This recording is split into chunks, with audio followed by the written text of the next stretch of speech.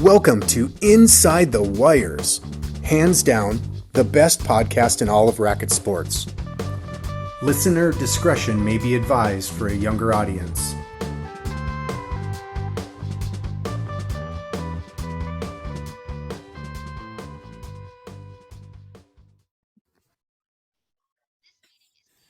Hi, everyone. This is Ara from the Real Paddle Boys here on the greatest platform tennis podcast on the planet, Inside the Wies, along with my friend, the best British paddle player in the world, Ben Ashford. Noah is unfortunately unable to make it here today. He is in Florida enjoying the sun. Today, we have a very special guest. Johan Durant? No, not Johan. Drew Broderick? No. It's definitely not Drew Broderick. John Hughes. No, it's not John Hughes. God. It's Jay Woldenberg. Perfect. So good. That's it. And then I just cut it straight into music. You're good to go. Wishing you the best of luck. It says leave meeting. Look. I'm leaving meeting. There you go. I think we're And good. then look at it. All right, you get to lose your virginity with Jay Woldenberg. Okay. your Zoom virginity. All right. I'll take it. Jay Woldenberg, Waldy, my partner tomorrow night. Ara was beyond that's excited. That's secret information. I wouldn't give that away yet. That's all right. It won't, Jay, it won't maybe go this out won't until dare after we've already won. Jay, is it This will right if I call you Waldy? I mean, that's what I hear, but I don't want to overstep. Whatever you want. All right. Wow. I'm honored. Thank you. Thank you. Woldy, Jay, JW. You can call me Ray. You can call me Jay. You can call me Ray J. So does this mean are we friends now? Am I friends with Jay Woldenberg? I'm friends with everybody unless they Oh. don't want to be. Wow. I love All right. everybody. I'm putting that on my resume. I love it. All right. Let's go. All right, Ben. Jay, like I told you, Ara started doing a bunch of the episodes with us, and when I told it, I was like, we'll get Jay, and he's so excited. We've had everyone in the game come on the show. You were the number one that he wanted to get. So as you know, I had never listened to any of these. I didn't even really know what they were. I kind of knew what a podcast was, I suppose. But then, you asked me about the show, and so I started listening to them, and lo and behold, I didn't realize that I was the star or the supporting actor in literally every episode. I had no idea, and I had no idea that I was getting dissed on in all different ways, and that you were Jay, encouraging it's always so much everyone in love. America to say that I'm the most annoying player on earth, which was kind of funny. No, Jay, you're Jay, you know I love you, Jay. I hear everything and I think, wow, this guy's my hero. I don't think he's the most annoying guy. I'm like, I want to play like Jay Woldenberg. Well, Jay, go ahead. I mean, I was going to say, before I listen to these podcasts, I just assume that I know that I live in Ben Ashford's brain. Oh, all the time. That's obvious. But I just thought that I kind of snuck into the deep recesses of your ADD-addled brain. Maybe I would spelunk into a dark dungeon corner and clear the cobwebs out of the way and sit down on a cot and read a book or take a nap. But now that I've listened to these podcasts and I see that I'm in every one, I mean, it's pretty clear that I actually rent out a penthouse suite in front and center Cerebellum. Yep. And I'm guessing, tell me if this is right or wrong, but I'm guessing that I probably 10 to 15% of the synapses that are going in your brain at any one time are kind of Jay adjacent. Absolutely. All the time. And I after charities, I kind of went up and introduced myself to Johan, who's, my idea of God on earth in terms of paddle. It's like if Roger Federer picked up a paddle, he'd be Johan. And so I go up and introduce myself pretty much because I haven't had a chance to play him yet. And he said, "Oh, you're Jay Woldenberg."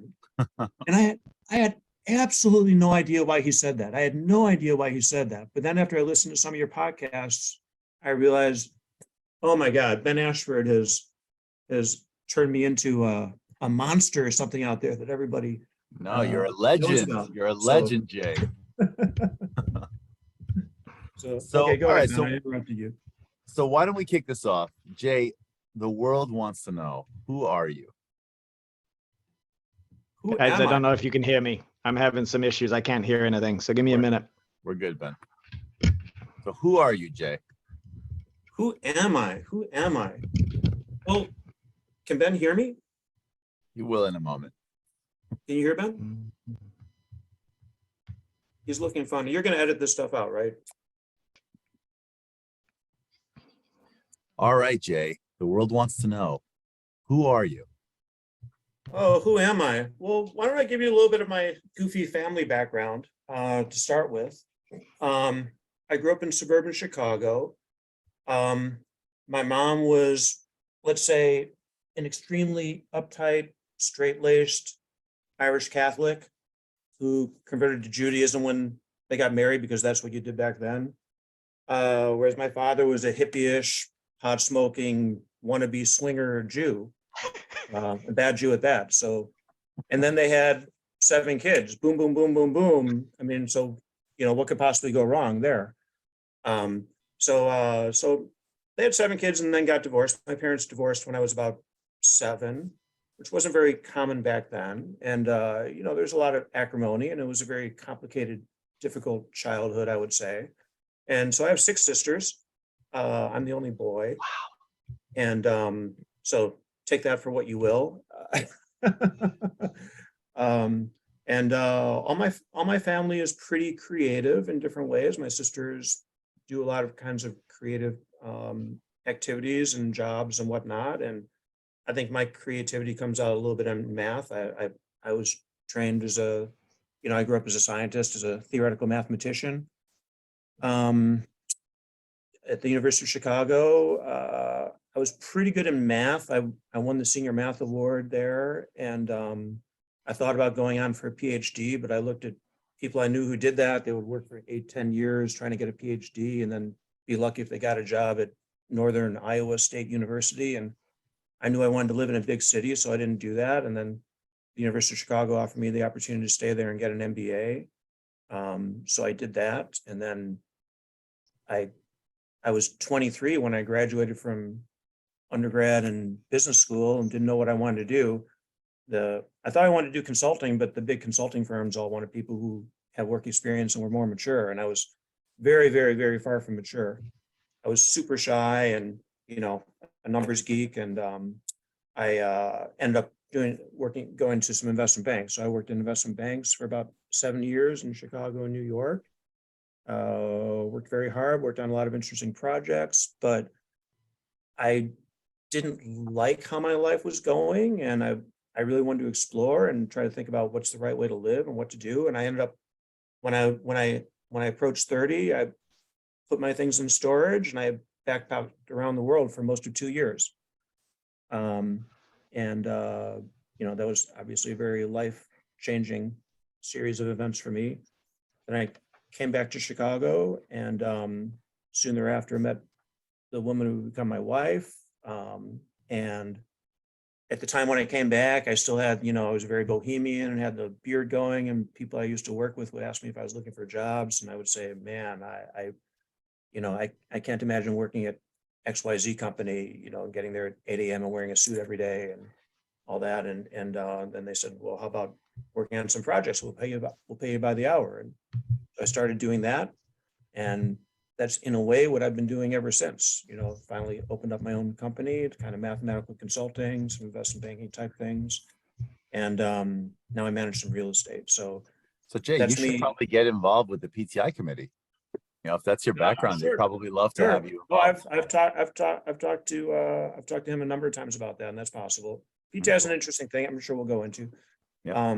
But yeah, so I'm very I was very numbers oriented, and I was super shy as a kid, and I worked very hard to not be that way. I probably didn't have a proper date until I was a sophomore in college. I was so shy and afraid to talk to people, and I've always been, I'm sure I don't pick up on cues from people very well, and maybe that's part of why I'm so quirky.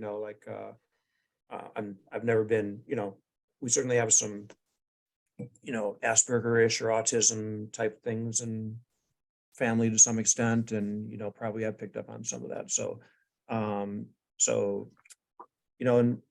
played tennis in college at the University of Chicago, and was a decent player, but not a great player. I played number one singles there for a so-so Division III school, and then basically left tennis after college for worked on career and whatnot. And then when I came back from traveling and started doing other things, I found I realized that they had these over 35 tournaments for tennis players, and I thought, wow, I could maybe compete in some of those. Those might be fun.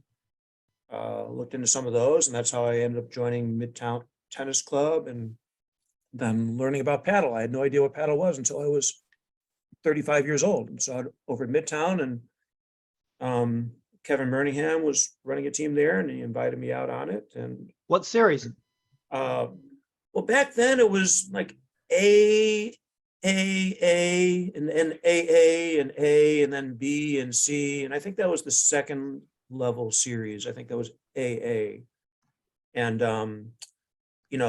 the Scott Mansingers of the world were playing in the AAA or whatever that was called, and I was one level below them. Okay. And so after a while, it moved toward a different one, but there weren't that many levels back then. But paddle completely changed my life. I used to dread winter coming. In Chicago, the summers are so amazing here, but then the winters come and it's a dark, long, cold, awful winter. Winter is coming, as they say. And the paddle totally changed my life. Now I don't dread winter anymore the way I did for much of my life. So paddle really changed my life and helped my mental health tremendously. And are you still at the same club, Jay? Oh no, we've moved. Well, I still live in the city, but there aren't that many strong teams in the city. So as we would have guys move out toward the suburbs, teams would move out to the suburbs or move around. And so I was, just incredibly fortunate that when I was a relatively young pup as a paddle player, Chris Gambino, coming off of his national championships, moved to Chicago and joined.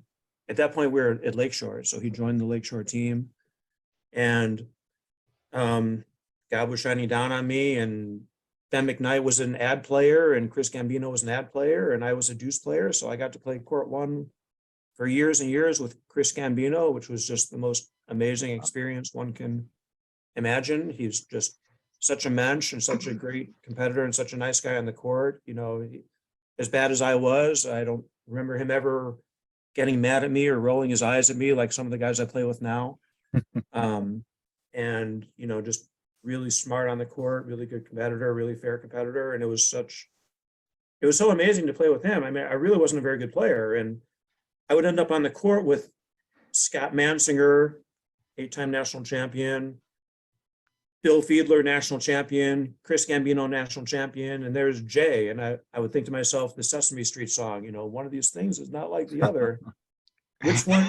Is it any surprise to anybody which one is not like the other here on this court? But But why did they pick you to get on that court? I mean, were there other people that were also there, or were you just better than everybody else? You just had great tennis and racket skills. Like, why did they pick you to play with all those guys? I could keep the ball in, and I worked. Again, I'm an analytical guy. I try to look at things very logically and think about it. And I really thought hard about how can I apply at least a little bit of pressure to people so they can't just dump to me for forever, and what kind of shots can I hit that can make them have to hit the ball over to Chris, which if I could just get them to hit the ball to Chris, we had a good chance of winning the point. And I thought about these things a lot, and I really studied it. And for whatever reason, I guess I was slightly better at that, or Chris was a little bit more comfortable. I don't know. I mean, that's between Chris and the captain for how they chose it, but I was lucky enough to do that. So I got to play all the top players in Chicago week after week. And I mean, at that point, man, I mean, obviously I had a job and, a family starting, but I would structure my whole life for how to be at top physical form on that Tuesday night or Wednesday night or whatever it was, because I'm going out to play Scott Mansinger and I want to be competitive with him, and so I mean that was just amazing. I mean, my whole life was structured around that in a way that obviously it's not anymore for a league match, but at the time, that was, that was amazing. And I remember once playing, Chris and I once played Scott and Bill Fiedler. And I remember we split sets with them. And man, I still remember thinking, God, I would give my left nut to win this third set. Just have to figure out how to do it. We just have to figure out how to do it. And damned if we didn't win that third set. And the one and only time I've ever seen Bill Fiedler toss a racket helicopter style, Oh, as nice. far as it can go out of, he probably tossed it out of the entire saddle and cycle, compound there. He was so frustrated. But so, I mean, I knew that I was by far the worst player on the court, but so I really tried to think hard about how to at least put people into a little bit of uncomfortable position, or how to work these points. So that was really great for my own development and so forth. And Chris could not have been a nicer guy on the court. Chris could not have been more positive and more upbeat and a better player. He was just, and of course, normally when he played with Ohlmuller, he played the deuce, right? I mean, he won multiple national championships playing the deuce, but obviously with me, he played the ad. That wasn't going to be a question. But he was amazing, and he was great. And when he got inducted into the Hall of Fame, I was there at his speech, and he actually mentioned me in his Hall of Fame speech, which No way. melted my heart. So obviously he mentioned a lot of other people too, but so I was very lucky that happened. But that gave me the opportunity to play against really good players on a week-to-week basis and see what they all do. Get to play, Brian Uline over and over and over, and the Burkas and the Mansingers and so forth. And, you can't help but get better when that's happening, I think. Jay, I got to tell you, we have done, I don't know, I think we're over 100 of these episodes now. This is by far the best intro that anyone's ever done. And we've probably got 3 hours we could talk about just off of your intro. First off, Jay said he's pretty good at math. Ira, there are multiple people have referred to Jay won't like me saying this, as a savant and truly one of the smartest human beings you will ever meet. Wow. So him being pretty good at math is Jay being very bashful, and no, he's unbelievably smart. Well, I think I'm creative in that way. And I would say when you look at people who are good at math, and, I would go to college, and, now it's much more common, but back then in the mid 1980s, when I was in college, we had people with blue hair in the math department, and people who only walked barefoot, and people who would only eat left-handed, or God knows. I mean, everybody was, there were some really, unusual eccentric people. Let's just say that being, good at things like that, creativity can be pretty close to mental illness / insanity, right? So I feel like I kind of live on that edge a little bit. And I always felt like I could communicate a little bit better with people than maybe some of the other people who were doing that stuff. And so that's why I thought maybe I should go into business, and maybe I could kind of straddle those two worlds of, math and business, and talking to people and so forth.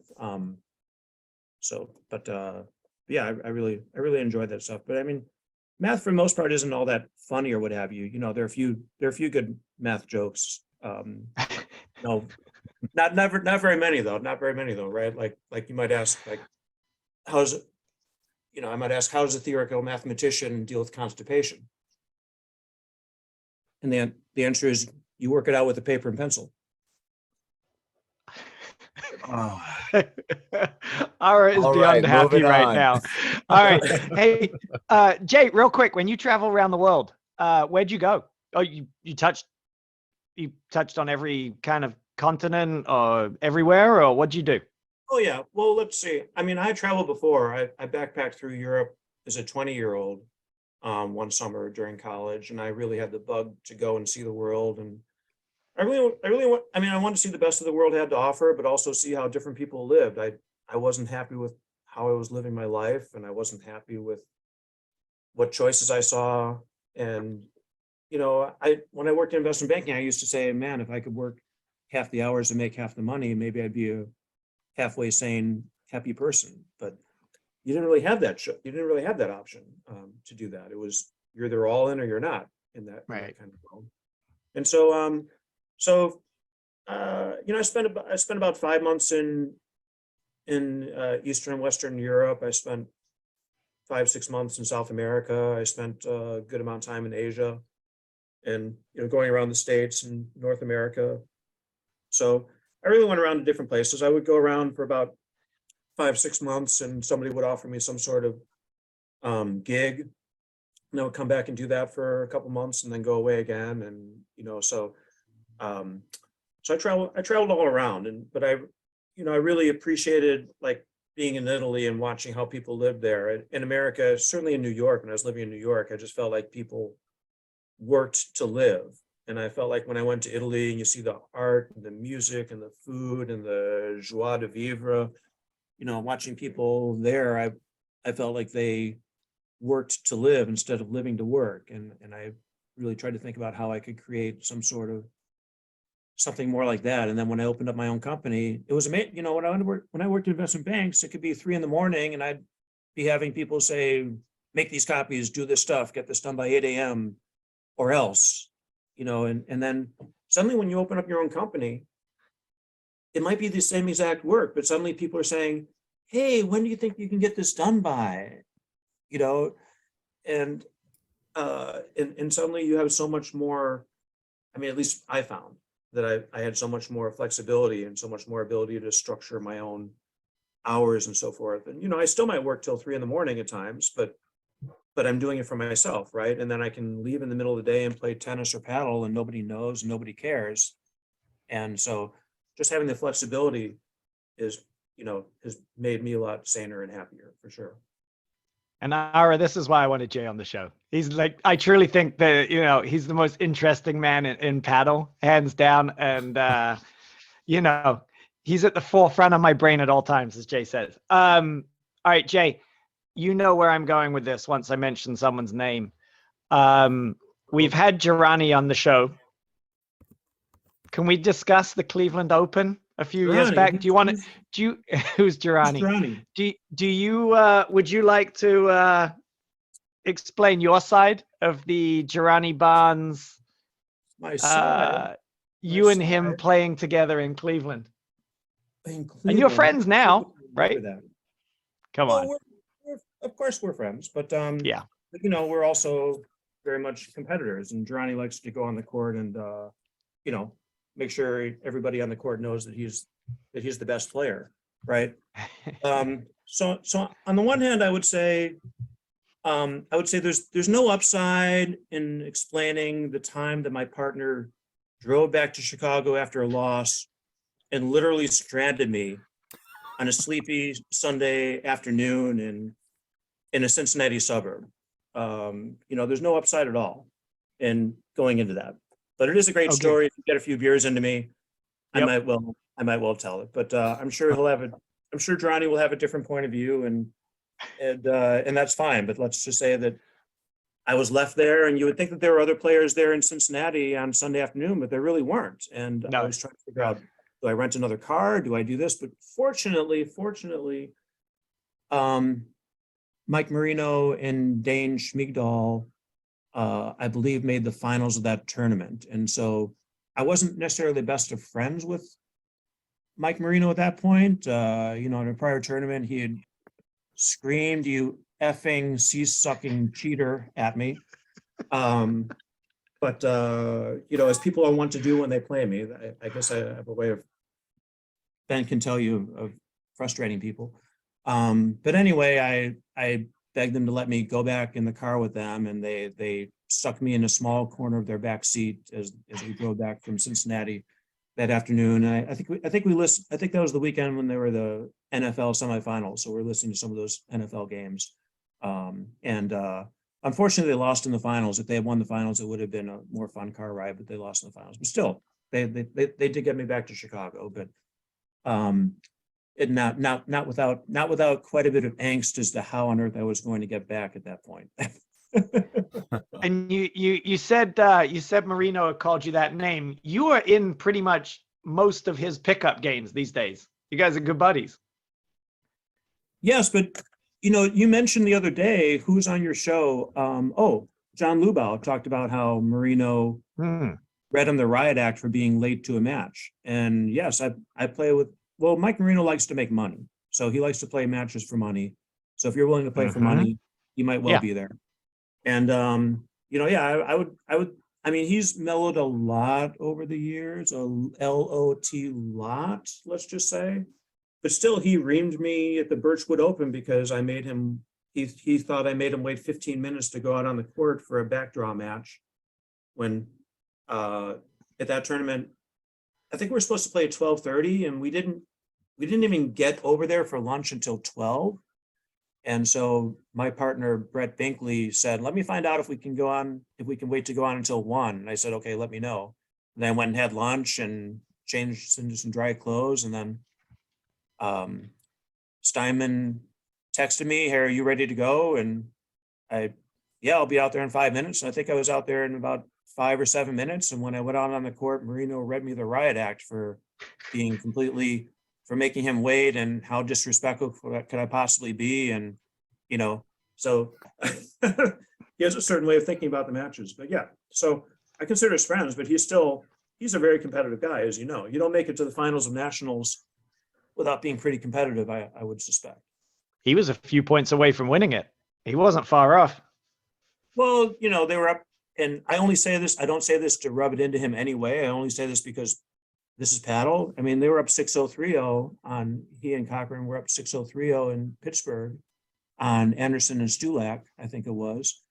And I don't know if they were within a couple of points of winning, but obviously when you're up 6-0-3-0, you feel like things are going very well. And they ended up losing in that match. And I don't say that in any way, shape, or form to disrespect him or anything. I say, like, not at all. That's paddle. Look, in the match I just referenced that we're playing the backdraw, I was playing with Brett Binkley. We went down 4-0 in the first. We ended up losing the first 6-4 or 6-3, 6-4. In the second set, we went down 5-0. And I'm looking at Brett and I'm saying, I can't tell you what I told him to do, but I'm saying, this match is not over. Don't give up. This match is not over. And darned if we didn't get it from 5-0 back to 5-all. And we even had 1 or 2 set points that didn't go our way, and we lost that in a tiebreaker. But that's paddle. You can be down 6-3, 5-0, and you can still win. It's just amazing. Yep. So that's one of the joys and heartbreaks of paddle, right? How many games in before Mikey hit his first FYM? Not that many. I mean, usually he hits me about 5 times, give or take. Yeah. As Ben knows, everyone affectionately here calls it a JPEG. I've heard that term. I do get a lot of bruises. I mean, Brian Compton is was the biggest fan of doing that. Noah promised me that he would create a softer ball for when I play Brian Compton, because I have so many bruises on me after I play Brian Compton. I mean, he just knows I'm just not fast enough to catch up to his drives, and he just knows how to punk me over and over and over and over. So yeah, no, Brian is such a nice guy that he almost looks a little bit cheapish about it as he does it, whereas Mike licks his lips, smiles, and then snaps one off and gets you right in the chest, and then probably points his finger at you and makes fun of you. So little different style there, but just as effective. All right, I'll tell you, if you're ever playing either against Mike Marino or you're even on the court next to him, the second you hear or see the first FYM, now the floodgates have opened. You want Mike not to hit one until probably later in the match, nearer the end of the match. If he hits one in the first game or two, you're gonna see like, it's just boom, boom, boom, and it's fun. Jay, you mentioned Mr. Lubau, and he had a little story about you taking your ball away when he was on the show. I wonder if he made that up. I have no memory of that whatsoever. But Right. You said he was full of always- shit when I spoke to you the other I night. didn't say it was, that's not what I said. I said I had no memory of him coming in and taking a ball away, and I have no memory of him expressing any kind of frustration that I was making too much noise and bothering him. But yes, I do like to hit the ball against the screen to warm up, obviously. Whether Yeah. that's an unusual thing or makes me quirky, I'm not quite sure. But But But do I- you I hit do you go hit out- serves against the screen or just drives against the screen? I hit everything Oh. against the screen until someone comes out and plays with me. I do have the habit, which I think some other people do. Does Mondo do that? Of Bondo does, I think. Yeah. I only have one serve. And if I miss it, I miss it. And so I have to be ready to serve. So I honestly don't think it takes any extra time. As I get the ball, as I'm walking to where I'm going to serve, I sort of hit an overhead or a serve against the side screen and catch it, and then like bounce the ball twice and serve it. And I do it just so my arm is warmed up there, because I don't know, I get a sore shoulder when I play and things happen, and so I just, when I throw up the ball to serve, I want to be ready and I don't want to miss the serve. So I kind of do that as I walk back to play. But maybe it annoys people. I never know what I do, if it annoys people or if it doesn't annoy people. Maybe I'm quirky, but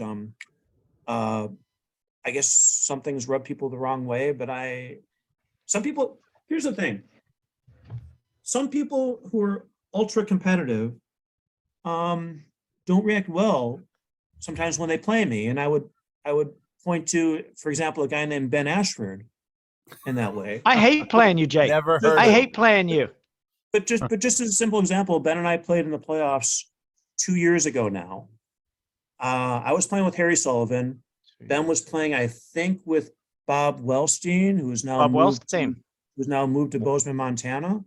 I saw him last night. He was back in town for a little event.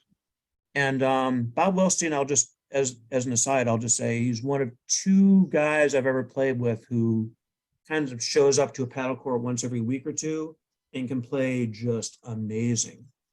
If I play once every week or two, I'm terrible. The ball doesn't go where I tell you, I think Bob's the best player in the country no one had ever heard of.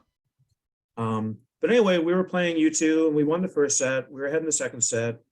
You hit a crappy little drive that I always do. That I hit a drop shot winner on. And you screamed out, "You're over the net."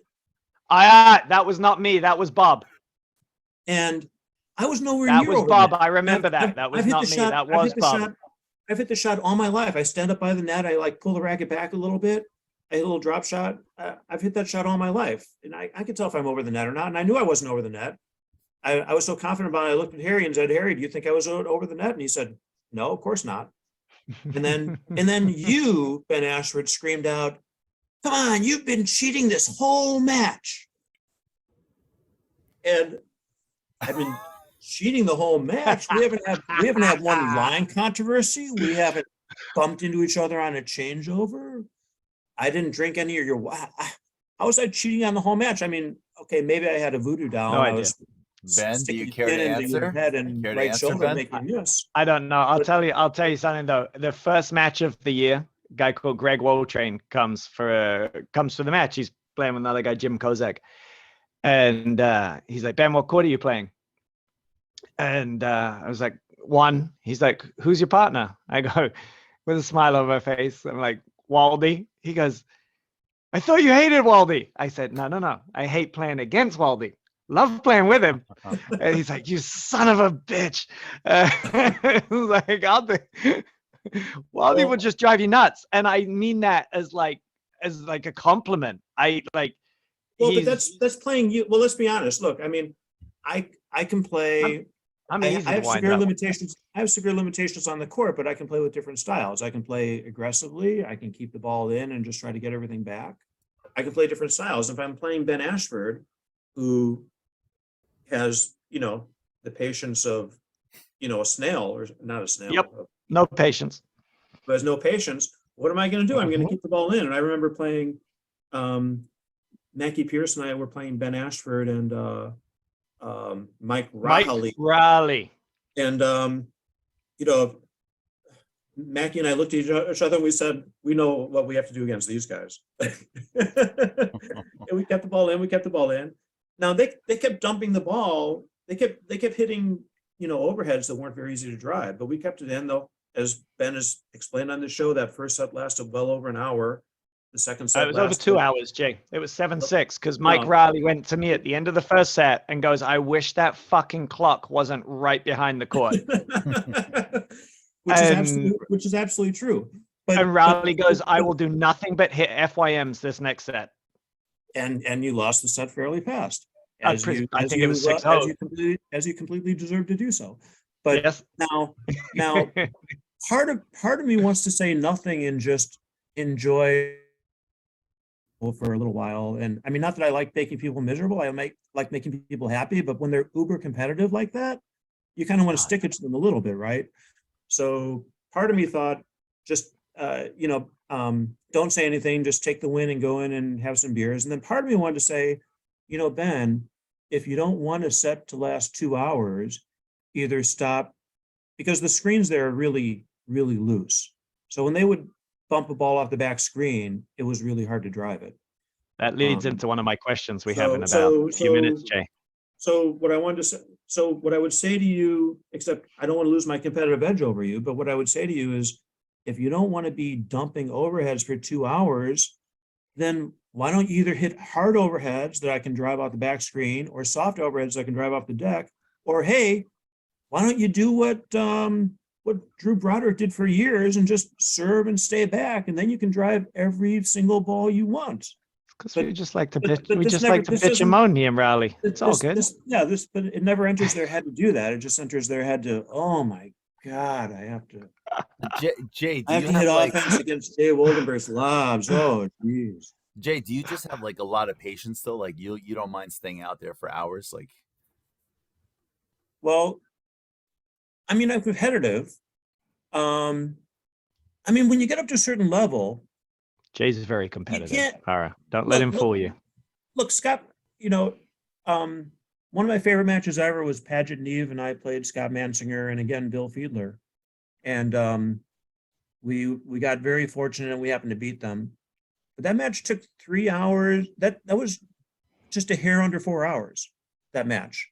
And I swear, every point you win against a team, I mean, when Scott is on, and Scott only knows one way to play, right?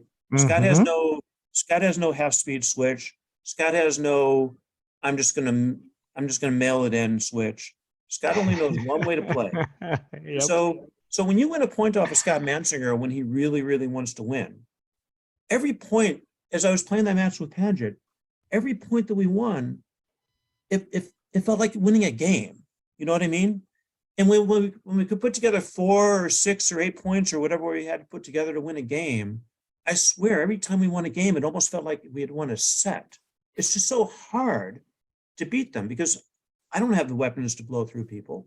It's just so hard to beat them that it takes so long. I mean, look, Bill Fiedler is right on top of the net. He's got hands of God. He can drop shot anything. He can volley anything.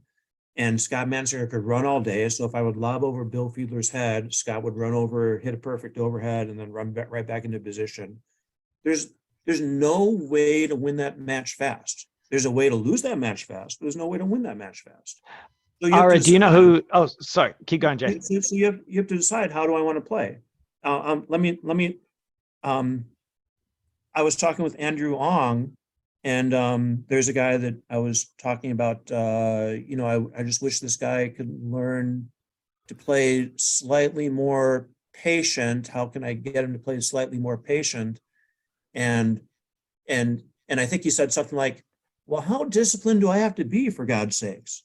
And Andrew Ong gave a great answer, which I give him tremendous credit for. He said, "You need to be one shot more patient than your opponent." That's great. One shot. You need to be one shot more disciplined than your opponent. So it really depends on who you're playing, right? Absolutely. And Ara, do you know who Bill Fiedler is? I do not. All right. So Chris Gambino, who Jay Woldenberg Jay's mentioned a few times. Gamby, I never really closed the net, right, Jay? Like from time to time, but just the most amazing volleys from around the service line. He Just likes to bring unbelievable. He likes to bring on a camp chair and sit on the service line. Yeah, like just the greatest volleys you've ever seen. Bill Fiedler, on the other hand, like right on. Those two probably the best volleys in the game at one He can point. drop Those shot guys were anything. He can unbelievable. You volley. can rip the ball as hard as you like at Bill Fiedler, and he will turn it into a drop shot and make you look like an idiot. And he Yeah. wasn't a national champ by accident. Oh no, he's a fantastic player, but he's another He was absolutely amazing. Chicago legend. When I first started playing paddle and first went to charities for the first time to watch it, Bill Fiedler was like my hero. He was moving around on that court like a water bug, moving up to the service line, moving back, moving up, moving all around. And I don't know if you've watched me lately, but I've been messing around with that myself, of standing a lot closer to the service line at times when guys are hitting overheads, just to try to make them hit it hard at me, or try to make them do something rather than just dumping boring overheads that you have to lob again. So, but that's how Bill played back then. I'm telling you, he ran around that court like a water bug. He was everywhere. He just made paddle look so much fun. Just like Johan. I mean, when Johan was new, when I was new to watching Johan and he was playing over there in the ad, I mean, it's a national tragedy that Johan plays the deuce when he does, because when you would see him over there in the ad doing all the creative stuff and making amazing shots come out of nowhere, I mean, it's just so creative and so beautiful.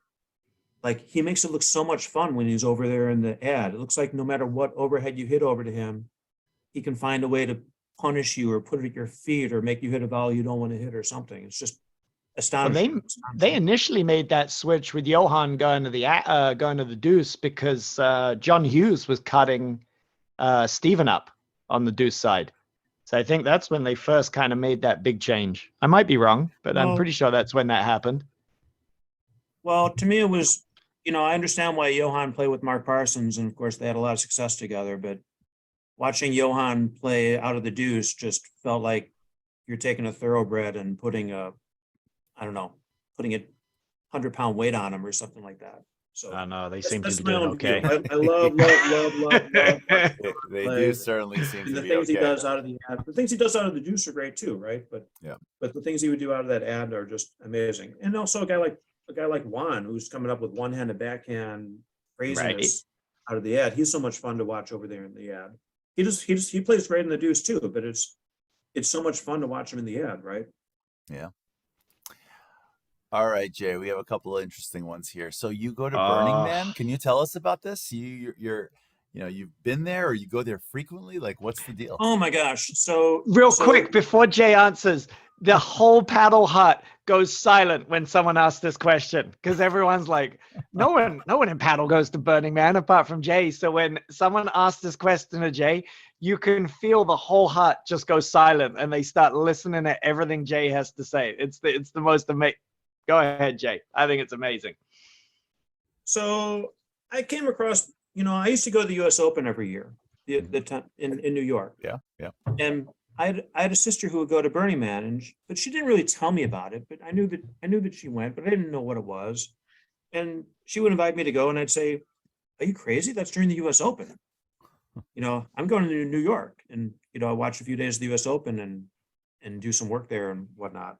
So it never even occurred to me. But then one year I decided to try it, and after that one experience, I totally drank the Kool-Aid. I was just at a Burning Man event in Miami a week or so ago, and there was a big flashing sign that said, "Look, Mom, I've joined a cult." And that's how it feels in a way. But no, Burning Man is just, there's no better place on earth. Besides getting married and watching my kids be born, it's the most amazing week of my life. Every time it happens, it's just so life affirming. It's just so creative. It's so joyful. It's so supportive. Everyone is so happy to be there. It's just so creative, and people put so much effort into it. There are people who spend their entire, so just to give you perspective, basically for Burning Man, at this point it's 80,000 people coming together in an extremely harsh environment out in the desert, and they build a city for 1 week, and then they tear it down. They leave no trace at all. You can't even tell it was there. Everyone leaves. You take out everything. There are porta potties there, so you don't take that out. But you literally take out everything, including your dirty water. You bring in everything you need, including water. There's only one thing you can buy at Burning Man, that's ice. They will sell ice. But Okay. you bring in everything you need, you build a city for 1 week, you tear it down, you go away. It's really it's an amazing thing. And it's just so creative. People spend their entire year. I mean, Burning Man is in September. The camp that I'm with is already starting to have meetings about what we're going to do and how we're going to make things better than we did last year. The camp that and you're so in, so forth. there's a group of you that goes. You don't just go there alone. You go with a team of people. You've got so many questions, don't you, Ara? I know. I'm just very curious. Right? About Let's it. go. Let's go. There are about 1,000 good-sized camps. Our camp has about 60 people in it. I've done it different ways. Wait, I've 60 or 16? 60.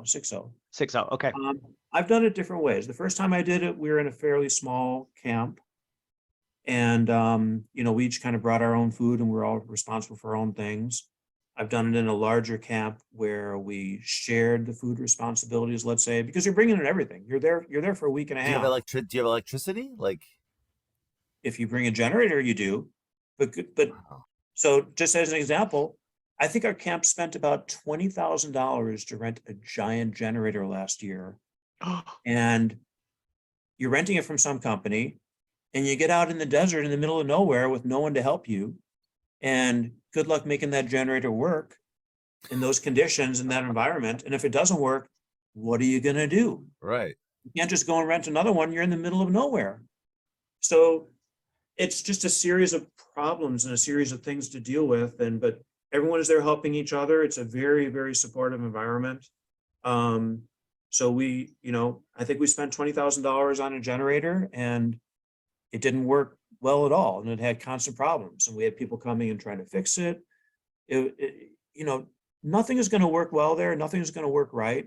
But that's part of the fun of it. In theory, things happen at a certain time. There's a who, what, when, where guide that tells you what things are going on. But there might not really be that event going on at 1 p.m. at so-and-so camp. But part of the joy is going out and exploring and just seeing what happens. And, people say you don't get the burn you want, you get the burn you need. Some people like to say. But I might stick to going to the US Open.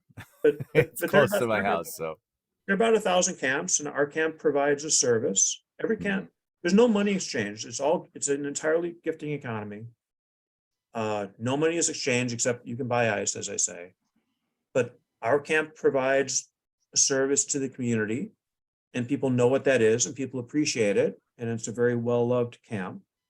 And then when we go out, and you can just travel and go from camp to camp, and say, hey, what do you guys do? Oh, we make bacon sandwiches. Here, have one. What do you guys do? We give out wine. Here, have some wine. What do you guys Jay, do? what's your service? What's the service that your camp provides? So the service my camp provides now is we build our camp. Our camp is the core of our camp is a bunch of Iranian Americans who are from Los Angeles. And we make this giant Persian tea house. It's beautiful. It's designed by this architect. We spend days building it, literally. That was my next question. There's no nails involved, right? There's nothing like that. Well, you can, but this tea house is a complete work of art designed by a guy named Greg Fleischman, who's also designed the temple out there at times. And we build this entire thing that's like one big puzzle. It's beautiful. I don't know, I can show you pictures of it. But it's a beautiful structure. It's awe-inspiring. And we serve Iranian food to people. We serve Iranian teas or Persian teas and Persian desserts, like baklavas and things like that. Sure. And we do that. We give those out all day long. And there's a lot of effort put into getting these things ready so that we can serve those things there. Do they make them and there? When we go or around they other them? camps, our camp is called Universal, Y-O-U, Universal. And when you tell people you're from Universal, they say, "Oh, I love that camp. Here, have a grilled cheese sandwich. Here, have some of this. Here, have some of that. Here, try some of the stuff I'm smoking. Whatever, And so it's so much fun just to go from camp to camp. What do you guys do? Oh, we have we have all these materials here to do painting. Do you want to make a painting? We have all this canvas and, you can do that. What do you guys do? Oh, we have some of the best known DJs in the world who come here and spin records and make amazing music and so forth. What do you guys do? We do something that I can't talk about on the air. What do you guys do? We do, like, We'll there's talk about that all- off air. I know exactly what he's talking about too. They're Aaron. all different camps that do all different things. And one of the principles of Burning Man has 10 core principles, and the 11th principle is consent. Okay. Consent is very important. You're not, a lot of interesting things happen there. You should not be taking pictures of those things happening. And the real quick, do you think people, I see a lot of stuff on social media? Has social media ruined Burning Man a little bit? well, you have what we would call sparkle ponies who are there trying to, increase their modeling output and so forth. There are young, beautiful women there who want to be photographed in God knows what outfits and so forth. There's that, but look, it's like a city of 80,000 people. You're going to have all different kinds of people. So the camp that I'm with, they're very artistic. They're very interesting people. We do what we do, but there are also camps that do a lot of X-rated things, let's just say. And but even those camps, there's a lot of thought put into it. So for example, a lot of people talk about the orgy dome, which, but I personally have not partaken in that particular camp. I know lots of people who have, but there's, I don't know how to put it except to say there's a tremendous amount of thought and effort put into how to make that an amazing experience for people. And it's not just what you think it might be. And all the camps, they put in a lot of effort. And, Burning Man gets a lot of unusual people. What I was starting to say was, it's one of the principles of Burning Man is radical acceptance. And let's just say our society can be very judgmental. And we have a lot of antipathy in our society right now in a lot of ways, which I don't need to go into with you. But Burning Man, one of the principles is radical acceptance. So it attracts a lot of people who don't feel accepted by society. So the percentage of people there who are gay is much, much, much higher than in the general population. The percentage of people who are trans or who are transitioning or are thinking about transitioning or don't consider themselves one sex or the other. Burning Man attracts a lot of these people because they're accepted there with no judgment.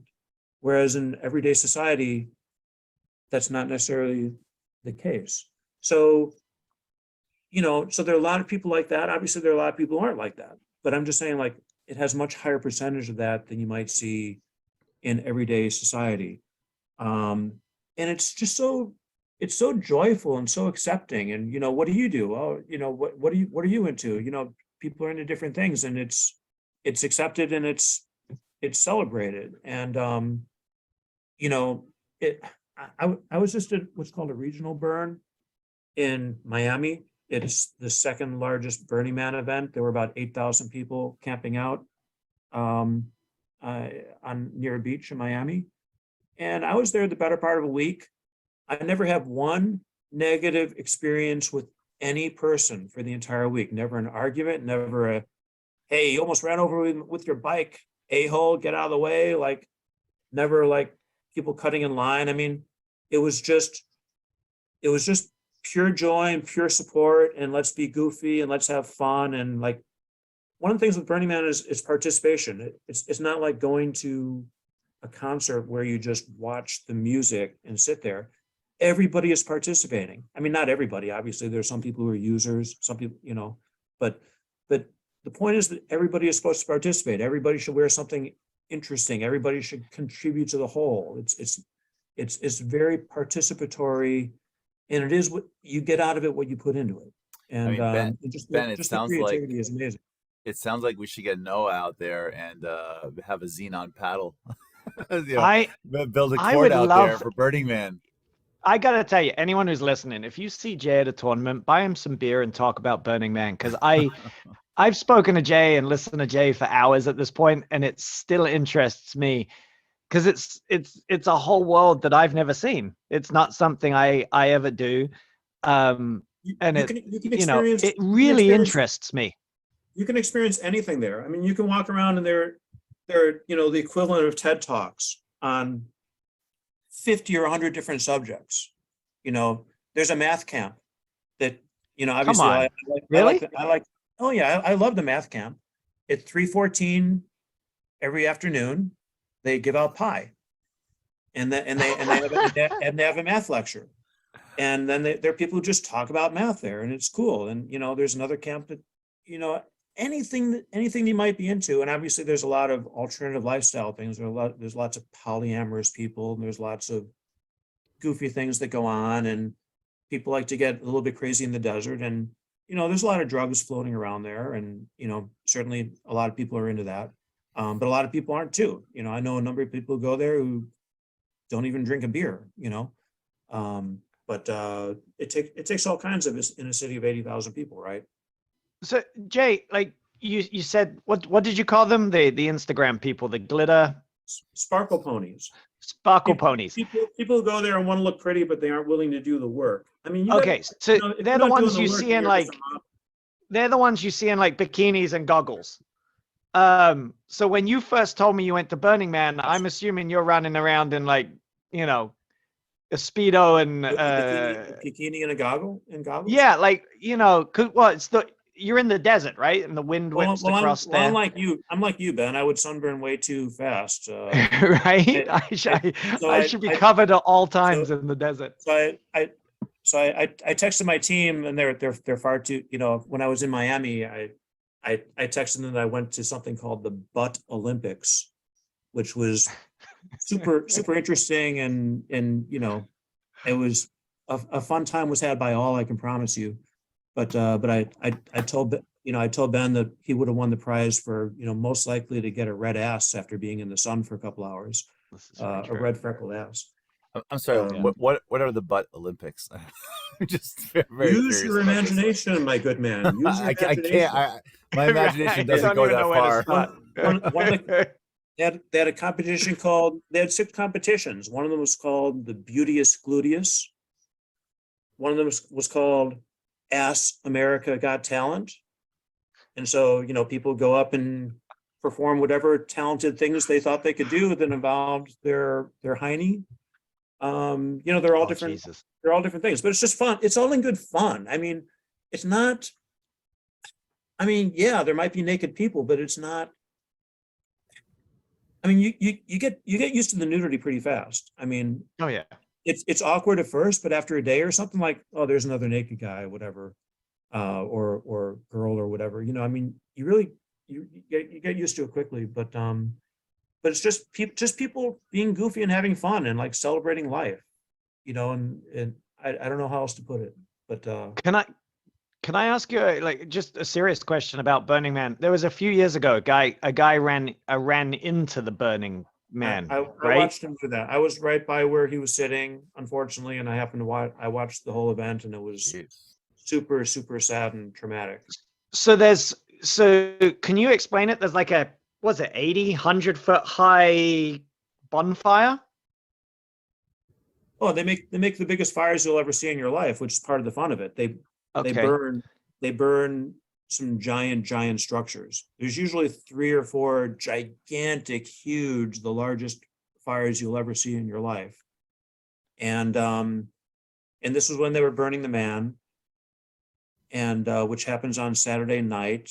But it's a huge celebratory event. Burning the Man is a huge celebratory event. All the different art cars. I haven't even talked to you about the art cars, but these things are amazing. People put millions of dollars and thousands of hours into making these mutant vehicle / art cars.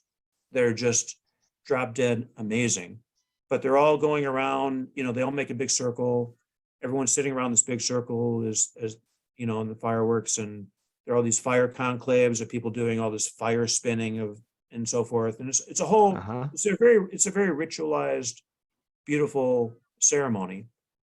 But when the man was burning in the largest fire you can possibly imagine, I don't even want to mention it here, but I'll just say very briefly, this guy who I was sitting very, very close to jumped out of the crowd. He was tall, he was athletic. He jumped out of the crowd. He started running toward the fire. Oh, geez. People desperately tried to stop him, and he looked like O.J. Simpson or Walter Payton out there, like feigning between people and running away from and through them. He ran up to the edge of the fire, and I would say there were like 1,000 of us who were screaming, "No, no, don't do it, no!"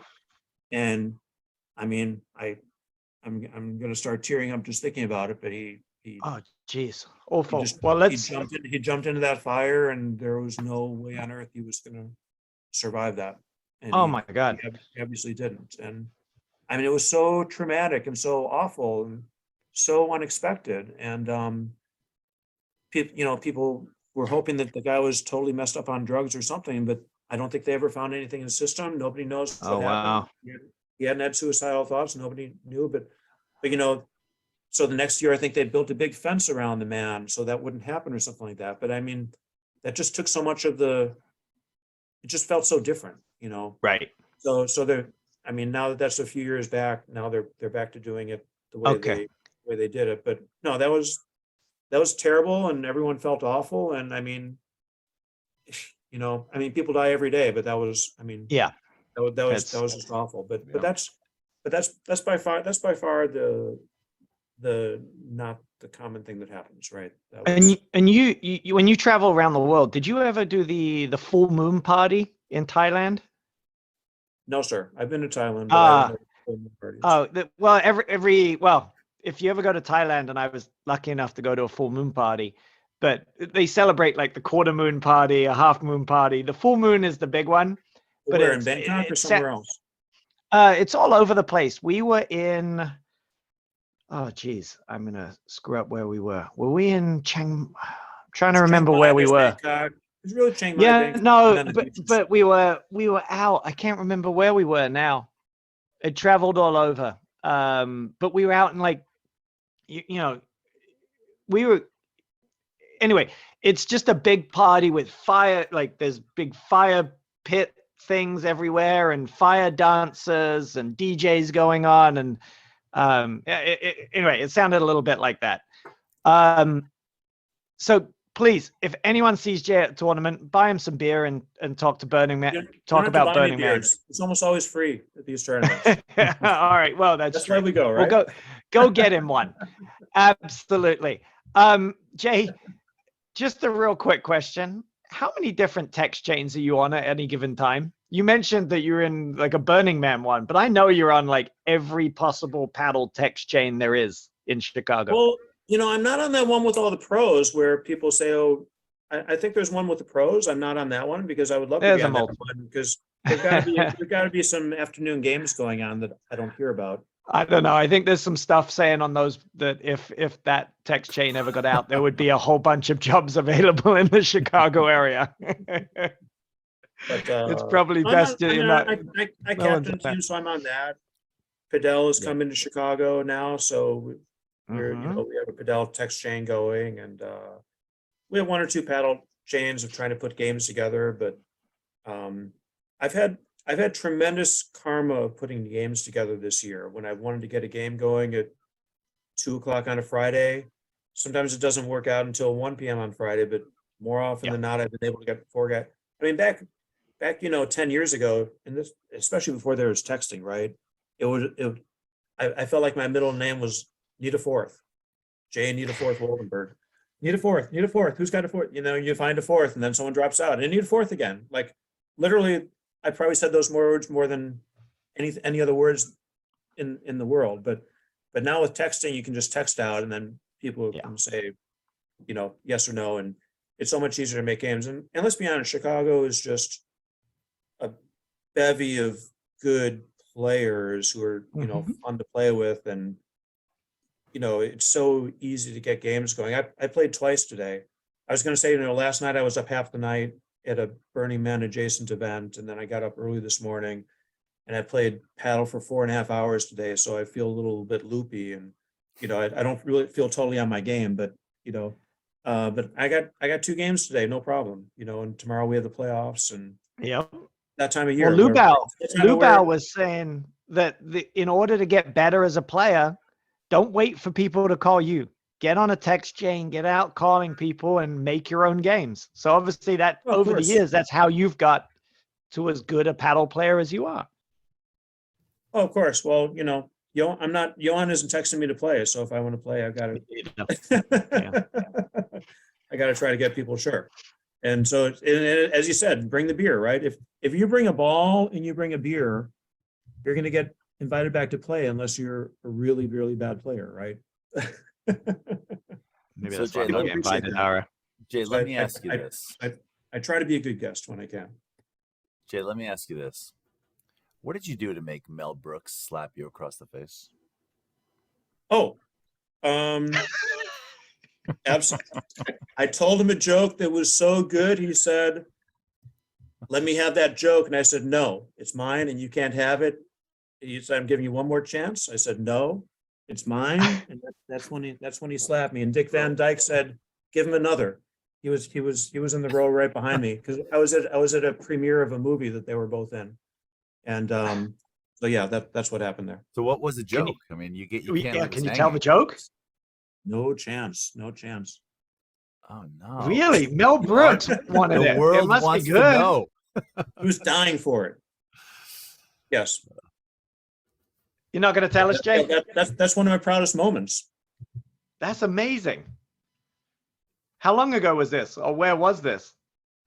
So there was a movie that in LA that it was about kind of late bloomers. It was about these guys who still do well into their 80s and 90s. And I don't remember the name of the movie, but I happened to go to the premiere of that. So there were a lot of older actors in attendance. So as I said, Mel Brooks was there, Dick Van Dyke, who's kind of one of my personal heroes, and any number of people like that. And so I was invited to here's a story for you. I was invited to the after party, and I desperately wanted to go to that after party and rub shoulders with, some of the people and see if I could hang out with them and so forth.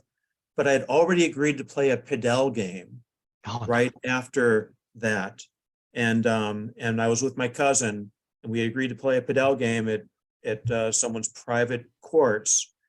And he said, "There's no way we're backing out of this padel game. When you agree to a padel game, you go no matter what." And so we left the party to go and play padel, which I'm sure we had a nice padel game, but I'm sure that after party would have been a heck of a lot more fun. Jay, You got to keep your commitments. to the beauty of Google, was it called "If You're Not in the Obit, Eat Breakfast"? That's correct. What Mel Brooks would said, I open up the newspaper in the morning, and if my name isn't in the obituaries, I eat breakfast. And that was no joke of his. Or I open my eyes and I put my hands up and I knock, and if I don't hear a wooden coffin up above me, then I go to the refrigerator and get breakfast. So that was no joke that they would tell, and so that was the genesis of how the movie name came about. Yes. Got it. All right. So as you know, you give us the joke. And a man who's been around many paddle huts. You got That's any? between you and me. What's that? Yeah. Okay. Between you and Mel, got any? Got a decent paddle story for us? Anything good? We won't touch on Cleveland. Let me think. What kind of story would be of interest to you? I don't know. That's too open of a question. All right. We'll save that for the next time we have you on. Okay. This is going to start a many, Jay. Okay. All right. Well, let's. I know Ara's got a question for you. So Jay, we kind of touched on it before. We said we'd talk about it later. Thoughts on PTI? Oh, well, I'm a huge fan of PTI in theory, and I do like the PTI. I mean, maybe I think how it's done should be debated. Everybody loves to complain about it, right? So it's interesting to think about how and why it works. I would say, look, they probably have 100 of my matches in the PTI system, right? Mm-hmm. So they must have a pretty good idea of how good or not good. They should have a pretty good idea of my level, right? So if they have 100 of my matches, and then if I go and play a match and it doesn't go well, and my PTI goes up by 1 or by 2, that's a little, to me, that's a little bit harsh. That's a little bit odd. Like if my PTI goes from a 2 to a 4 when I lose a match, Right. I mean, everyone has their PTI questions, and I'm not complaining about PTI. I'm just saying it's interesting that it's clearly heavily weighted toward your most recent match or matches, which maybe makes total sense. I haven't thought about it deeply, but they have it, they have 2 or 3 or whatever number of years of my matches. If they think I'm a 2 and suddenly I lose a match and I go from a 2 to a 4, again, I'm not complaining about it, but I'll give you an example. Last year, my PTI was a 0.7, and I played in some tournaments and made some unfortunate choices in terms of how well who I played with and how I did in the tournaments, and then some other things. And my PTI over a fairly short period of time went from a 0.7 up to a 9.5. Whoa, Jay, you're the best 9.5 that's ever played paddle. No, but I mean, it did. And I thought, how the heck did this happen? And I would look and see, okay, I lost that match with this guy, and okay, I lost that match with this guy. And it just, when you play the tournaments, it skyrockets for better or for worse. If you do well, it can go way down, right? Yeah, it's way and so heavier. it was up into 9.5. And then this year, my PTI started off at 6 or 7 or 8 or something like that. And 5.5, Jay. It started off 5 point. Well, it got down to a 0.7, and now it's in the 2 range. So it moved. I guess my point is it moves around a lot, which is fine if that's how they want to do it. I mean, let's be honest. A guy who's a 0 PTI in general is probably better than a guy who's a 5 PTI, and a guy who's a 5 PTI is probably better than a guy who's a 10 PTI, et cetera, et cetera. So looks like my PTI tends to range between 0 and 5, and that's fine.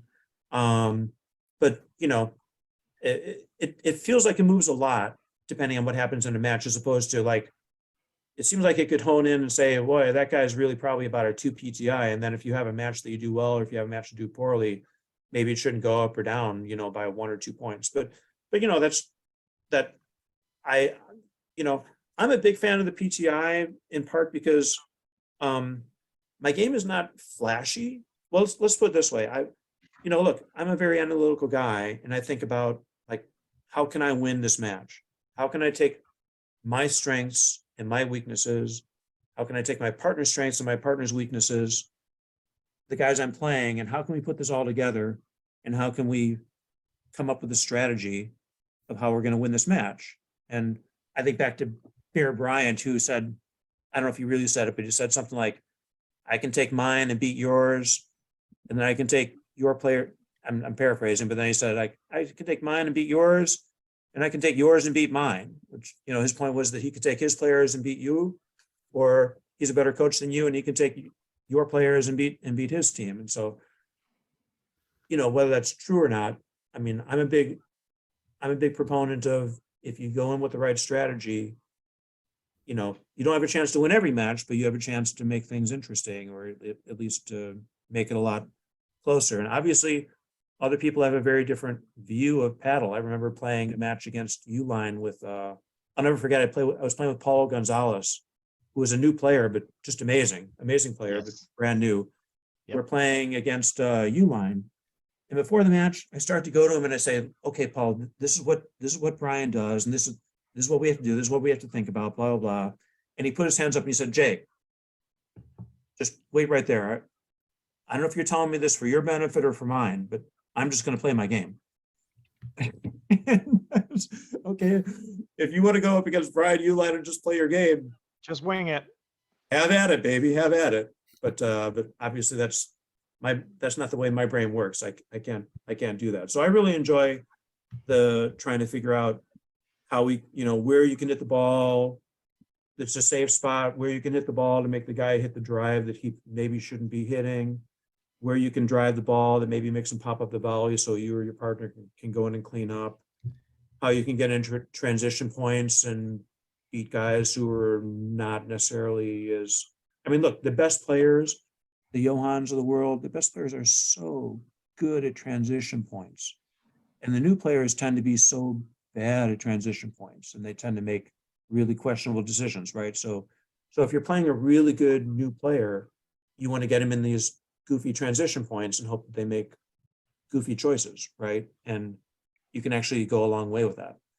So I'm trying to remember what the original question was that you asked me, but We were but just discussing PTI, and Oh. Ara, I gotta tell you, if I have a tournament, I can see who I'm gonna play. Often, my first text is to Jay, because Jay, just so you know, you've got 195 matches registered in the PTI system. Jay's played everyone, and I will tell you, everyone that has played everyone but Johan. Haven't played Johan in yet. Chicago, everyone that's played in Chicago has lost at some point to Jay Woldenberg. Jay's beaten everyone in the game. Some people moved away before they lost to me, but I wish they did that. So I could get a crack at them. I never beat Alex Banchilla except in one practice set once. So okay, he moved away. He was scared of you. Sure. He had my number for sure, and I'm sure he would let me know about it. All right, so I will tell you my. Look, I'm 57 years old. I mean, to me, it's such a joy. I'm so lucky to be able to go out and compete with some of these great, amazing athletes who are just 10 times the athlete that I was or am. And at least I can compete with them. I can make them play, right? A guy like Brian Compton, no. I mean, Brian has played enough with me that he knows all of the tricky, unusual things that I do, and he's seen it, and it doesn't bother him anymore. Yep. And a guy like Graham McNerney is just, when he was in Chicago, and I missed the hell out of him because he was so much fun to play with and against. A guy like Graham McNerney is just so smart on the court. Like, against a lot of guys, I feel like I'm maybe 1 or 2 or 3 shots ahead of them. And I'm setting something up and they don't know what I'm setting up and they don't know what happened to them when they just lost the point. But a guy like Graham McNerney, he thinks like I do out there, but he's got a totally different skill set than I do. And so when I'll try to do something goofy or unusual to Graham that I think maybe will fool him, he just smiles, steps in on the net, stuffs a volley in the corner back behind me. And I think, damn, he knew exactly what I was going to try. He was there before I even hit it. He's one of the 1 or 2 guys in the world who can do that to me because he's just so smart and anticipating what I do. And he knows my game and he understands what I'm trying to do on the court.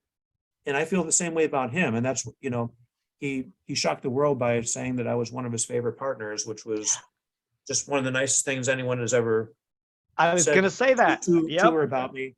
But I understood where he was coming from because when I watch him play, I understand what he's doing and it's like poetry in motion and it's beautiful, but he's just he's thinking ahead and he knows the shots that you might hit. He's got a book on everyone, as you know, and like, I can't fool him the way I can fool 99% of the people I play, at least some of the time, right? But I can't fool him, and all kudos to him. He's amazing. And then when I play with him, I'm totally comfortable. I know what he's doing on the court when he's moving up or back or doing whatever. I know what he's doing. I always feel comfortable and confident when I play with him. And maybe that's why we ended up beating some good teams here in Chicago. Now, he hasn't played with me in a tournament yet. And Graham, you have my number, Graham. I'm out here. He will. We'll get that going, Jay. You might ask me why did I come on this broadcast? And of course it was to counteract all the things that Ben has been saying about me over the years, but it's also to sell myself, because here I'm 57 going on 58. Any of you people out there who are 30 years old, studs, call me up. Let's play a 90s and over tournament or a 95 and over tournament. I'll go anywhere. I'll play with any of you guys. Or if you want to play, a secondary turn. I know you don't want to play nationals with me, but if you want to play some goofy off the road tournament with me, I'll be there. I'll give So you Svens and Johans and Hughes, Powers, all you guys, I'm out here. Come play with me. So many of the guys in Chicago who are over 30 years old, really good players, but they don't want to play the 90s because they're sane, normal individuals who say, I don't want to play a bunch of matches on Friday before I play a bunch of matches on Saturday. And I get that.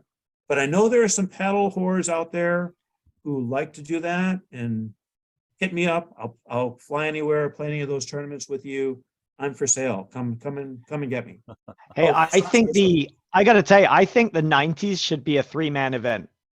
I think you'd get more top players playing in the 90s, let's say charities, if it was a 3-man event where they could be like, I'll play a match or two, and then, it's so hard now. So I played in the 90s charities a few years back. I played with Paget and Eve.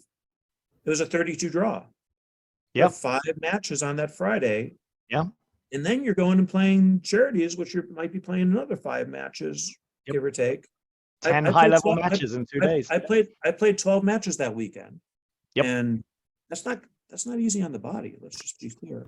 No. But and the matches are, as you know, are not fast. I mean, when you don't have a big weapon, it's hard to win fast, right? So 12 matches in a weekend is tough. Those are tough, but you need to play all different levels, right? It's fun to go out with the best players in the country and get your butt kicked and learn new things and so forth. But it's also fun to play in an event where you have a chance to win, which is what's great about some of these new PTI tournaments that have come in. And for me, what's great about the 90s, because I have a chance to look. I got to play Juan Araya in a 90s tournament, and happened to beat him there. And was he playing with Fischel? Of course, he's playing with Fischel. So let's be clear. I beat Mark Fischel. I don't go around saying I don't go around saying I beat Juan Araya. I beat Mark Fischel while Juan, was on the court. Was on the court. Just like people used to say, oh, you beat Brian Uline. Well, no. No, I beat the guy he was playing with. I did not beat Brian Uline. I beat John Huff while Brian stood there so angry steam was coming off the top of his head as he wasn't getting a ball. Now, I will say there's one time in my life where I do feel like I beat Brian Uline, but there's only one time, and maybe he was having a bad day, argued with his dog or something or other. It's not your problem. You still beat him. But there's one time where I feel like I went after him. The thing is, he was playing with I was playing really well at that particular moment for whatever reason, and he was playing with Mike Marino, and I thought, well, normally he's playing with a guy who's not as good, right? So hit it to the other guy, but Mike Marino is never going to miss a shot over there out of the juice court. So what's the point of hitting it there? Because Mike's going to play disciplined and whatever. So I might as well just go up Brian's corner, get right on top of the net, try to make him miss some drives or miss some lobs or whatever. And in that one particular match, everything went our way and attack, and it just worked out and we beat him. But obviously I'm not 1/10 or 1/100th of the player that Brian Uline is and was, and I wish he would come back to the game. But every once in a while it works out. All right. Well, hey, you said you don't have any weapons in your bag. Can we talk about the one weapon that I think you probably still do carry in your bag? The wrench. What's that, coffee? What? The wrench. Is the wrench still in your bag? Oh, I got that as a birthday present for myself last year, and it's the best $30 I've ever spent on that specialty wrench, because you go to a court where the screens are so loose that somebody can practically hit an FYM and you still can't drive the ball off the back screen. I mean, that's no fun. In my view, paddle is, look, if someone hits a bad overhead, if someone hits a good overhead, they should be rewarded. If they hit a bad overhead, they should be punished. Correct. And you need the screens tight enough. I think the Glenview screens are very tight, but very fair. If you hit a bad overhead over there, somebody can bring offense off of it. And what's the point of playing paddle if a good volleyer can just stand on the net and you can't attack them because they can just hit the ball hard at the screens and it doesn't come off hard enough? But Jay, are you saying if I play on a court where the screens are too loose and I can get away with it, I go around and tighten those screens and don't tell anyone I've done it. At an opponent's court, you'll go to an opponent's court and tighten their screens. All right, I'll tell you. There's an advantage to getting to a match an hour early. You get a good warm up, you try the screens out, and if the screens aren't to your liking, you adjust them to what the APTA would like. We had a league match. Was it? I believe it was Wilmette, about a year or so ago. Maybe you just got the wrench, but we're all standing there kind of talking, shooting the shit. I think it was like Pete Rose maybe, and Girani and a bunch of other guys. And from the other side, so there's a hut in the middle, and then there's courts either side of the hut. From the other side of the hut, we hear, and we walk around. Yep, Jay's down on his hands and knees, just cranking on the screens, getting them tighter. Which is really hard work. That's really a good workout. It is. If no one's done it, it's hard to do that. It's hard to do that, and I'm not strong enough. It's hard to do that and then play a match that you care about, because the muscles really feel completely worn out after tightening the screens on both sides of the court. But it's worth it, because paddle should be played a certain way, right? Oh, absolutely. All right, should Ben, we get him going into to the speed speed round? All right. Yeah. Should I play Noah today since Noah's not around? Ben, you have to ask me about rule changes, Ben. Okay, let's talk rule changes. Does Ben likes to come on here and say that you should be allowed to lob the ball 50 feet up in the air, and if it goes out of the court, that's. I hit a fantastic lob the other night, and it bounced and it popped out, and I was like, that was a good lob, and I get punished for that. Well, I think you're 100% wrong, because paddle is already not, a lot of paddle is just not watchable. And okay, do you really want to see Scott Mansinger put up 50 or 100 super high lobs? And is that really? The first nationals I went to was the nationals in Cleveland. Yes, is the answer. I'm sorry. Yes, I want to see that lob go up. The first nationals I went to was in Cleveland, and in the quarterfinals, when all of us wanted to go to dinner and drink and everything, they were playing outside, and the quarterfinal match was Mansinger and Goodspeed against Scott Bondurant and Todd Ward. And Scott Mansinger will admit that they knew that they were in better shape than their opponents, and so they just put up high lob after high lob after high lob after high lob after high lob, literally on the changeovers. Bondurant and or Ward would come off the court and sit down, put their head between their knees with towel, just try. It was the most boring paddle you could possibly imagine. I watched the match because I cared about who won, but it was just hour after hour of, you want to look, pickleball is on TV. You want to make paddle. Would you watch Johan on TV? Of course you would, but would you watch a bunch of guys hitting high lobs for 2 hours? That's the most boring thing on earth. So no one's really watching paddle on TV anyway. So I think the idea of a high lob goes up. No, you're 100% wrong. I'm going to argue with you on this. And I know the rule almost got passed by the APTA. They were very close on a vote. I just think if a high lob goes up and now you've got to make that decision, do I let it bounce and it might go out, or I've either got to take the overhead or I've got to short hop a lob? That's boring. That's not TV worthy. I wouldn't watch a match like. Would you want to sit around and watch a match like that? No, I wouldn't. No. The real change that I would make is, number one, I would make the ball a little bit less bouncy, because I feel like everybody can get to every shot now. And it's nice to have long points, but there's almost no advantage to hitting the ball through people, because people just go back and get the ball easily. Yeah, they transition so well now. And so I would make the ball a little bit less bouncy. And I know people are going more and more to no ad scoring, but the no ad scoring really favors the receiving team now in a way. And so I would make it slightly less favoring the receiving team. So I would do one of two things. I would either, on the no ad point, I would either make it server's choice of who gets the serve. I like that. Or if it's receiver's choice, I would give the server 2 serves on that deuce point. And the reason I say that is, let's say I'm serving at 30 all, and I'm playing against Brian Compton, who I know is going to be returning on that 30-40 or 40-30 point. But let's say it's 30-40 and I'm serving to Brian Compton. Just the idea of having to hit a good enough serve that he's not going to crush back at my feet or something, having to hit a perfect serve. He has such an advantage at that moment. I feel like if you give me 2 serves, then it's a little bit more evened out, because I can at least go for a more difficult serve that makes it a little bit harder for him to hit a perfect return.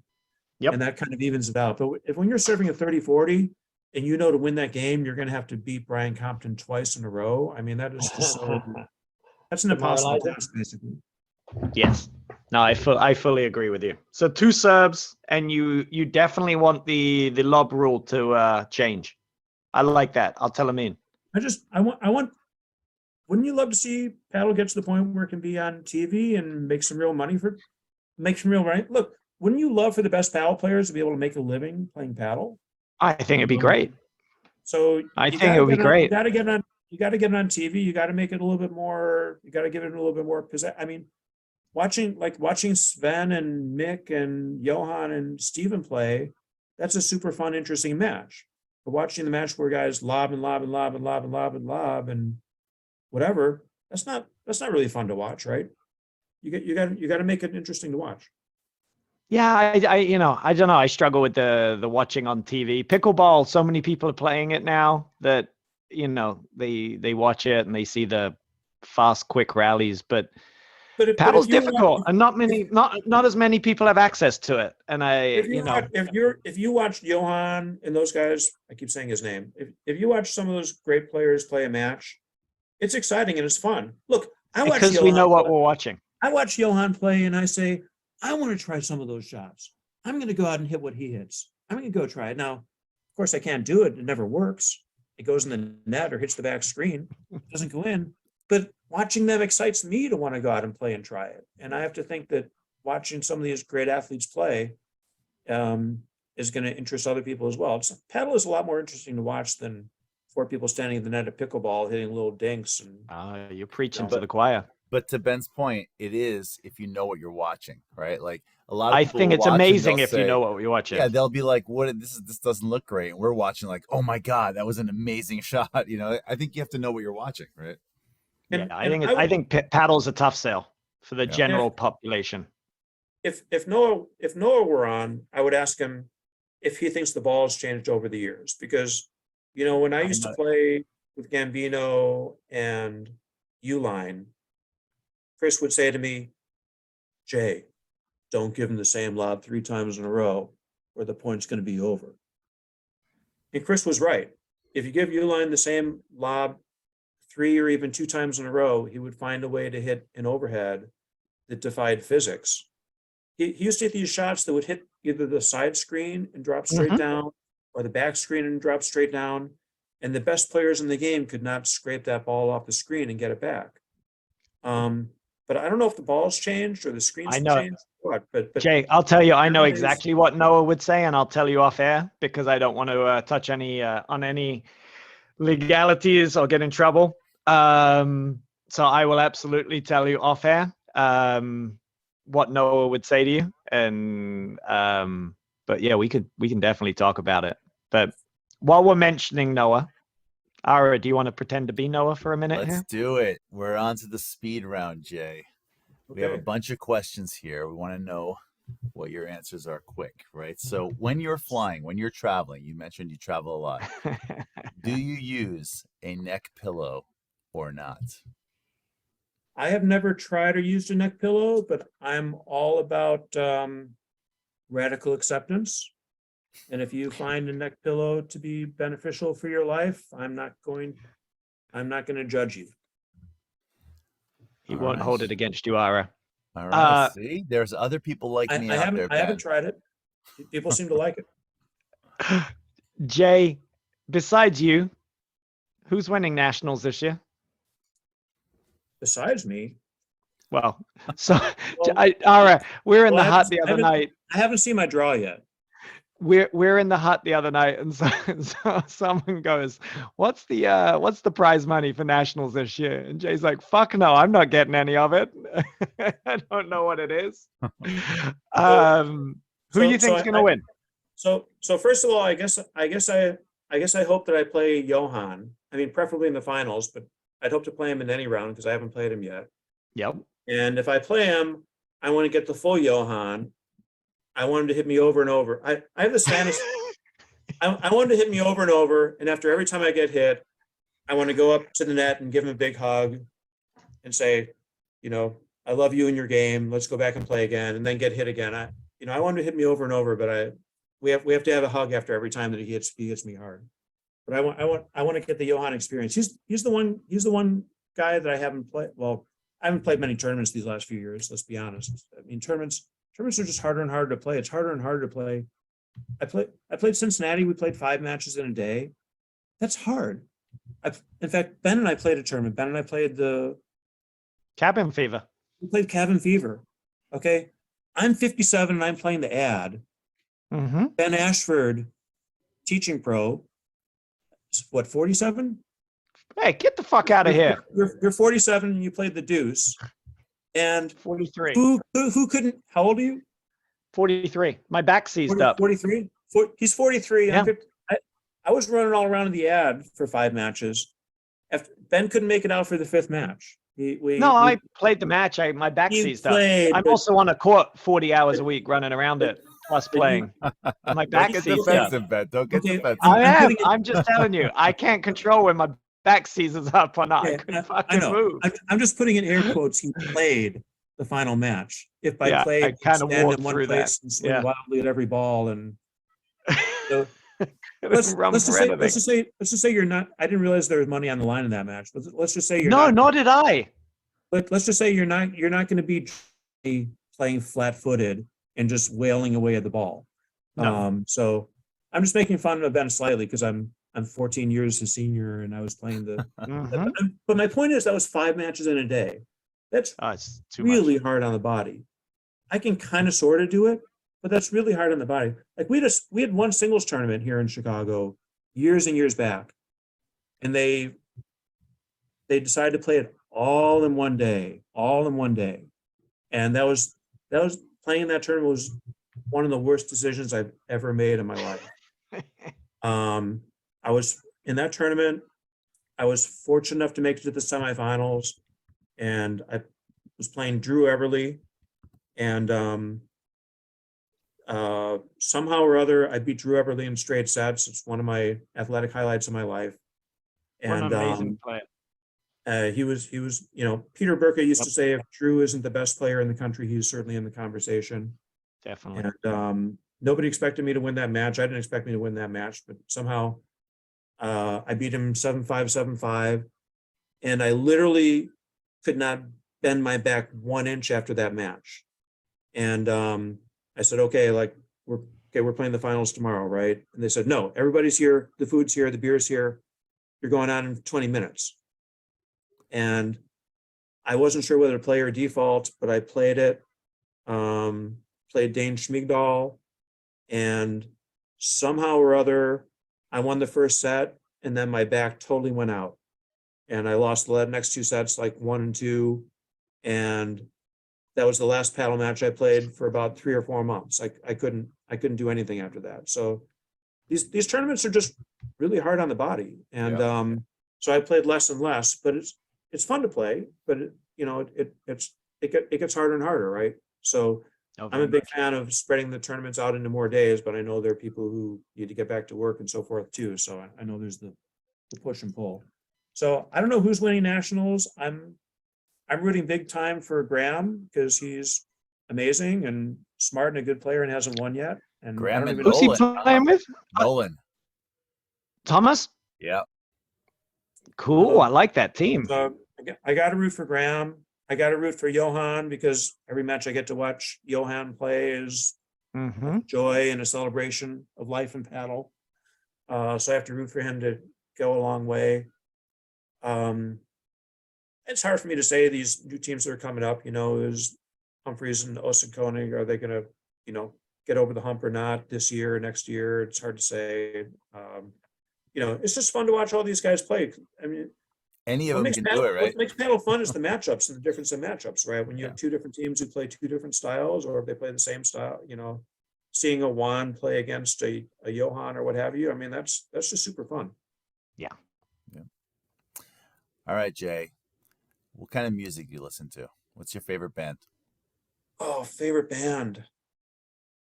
Yeah, I'm probably more of the music that I grew up with in the 80s and 70s and 80s or what have you. I'm a big fan of Pink Floyd. I'm a big fan of Bruce Springsteen. Can't go wrong with the Beatles or Stones and things like that. But uh, I feel like a lot of what comes out now is either atonal or I just don't get it. I can't figure it out and I can't hum it. But you know, I like variety. I also listen to some classical music and some jazz and what have you. I listen to a variety, but you know, the classic rock. Somebody mentioned Queen the other day. I mean, I bands love like Queen. that. I mean, those are just so much.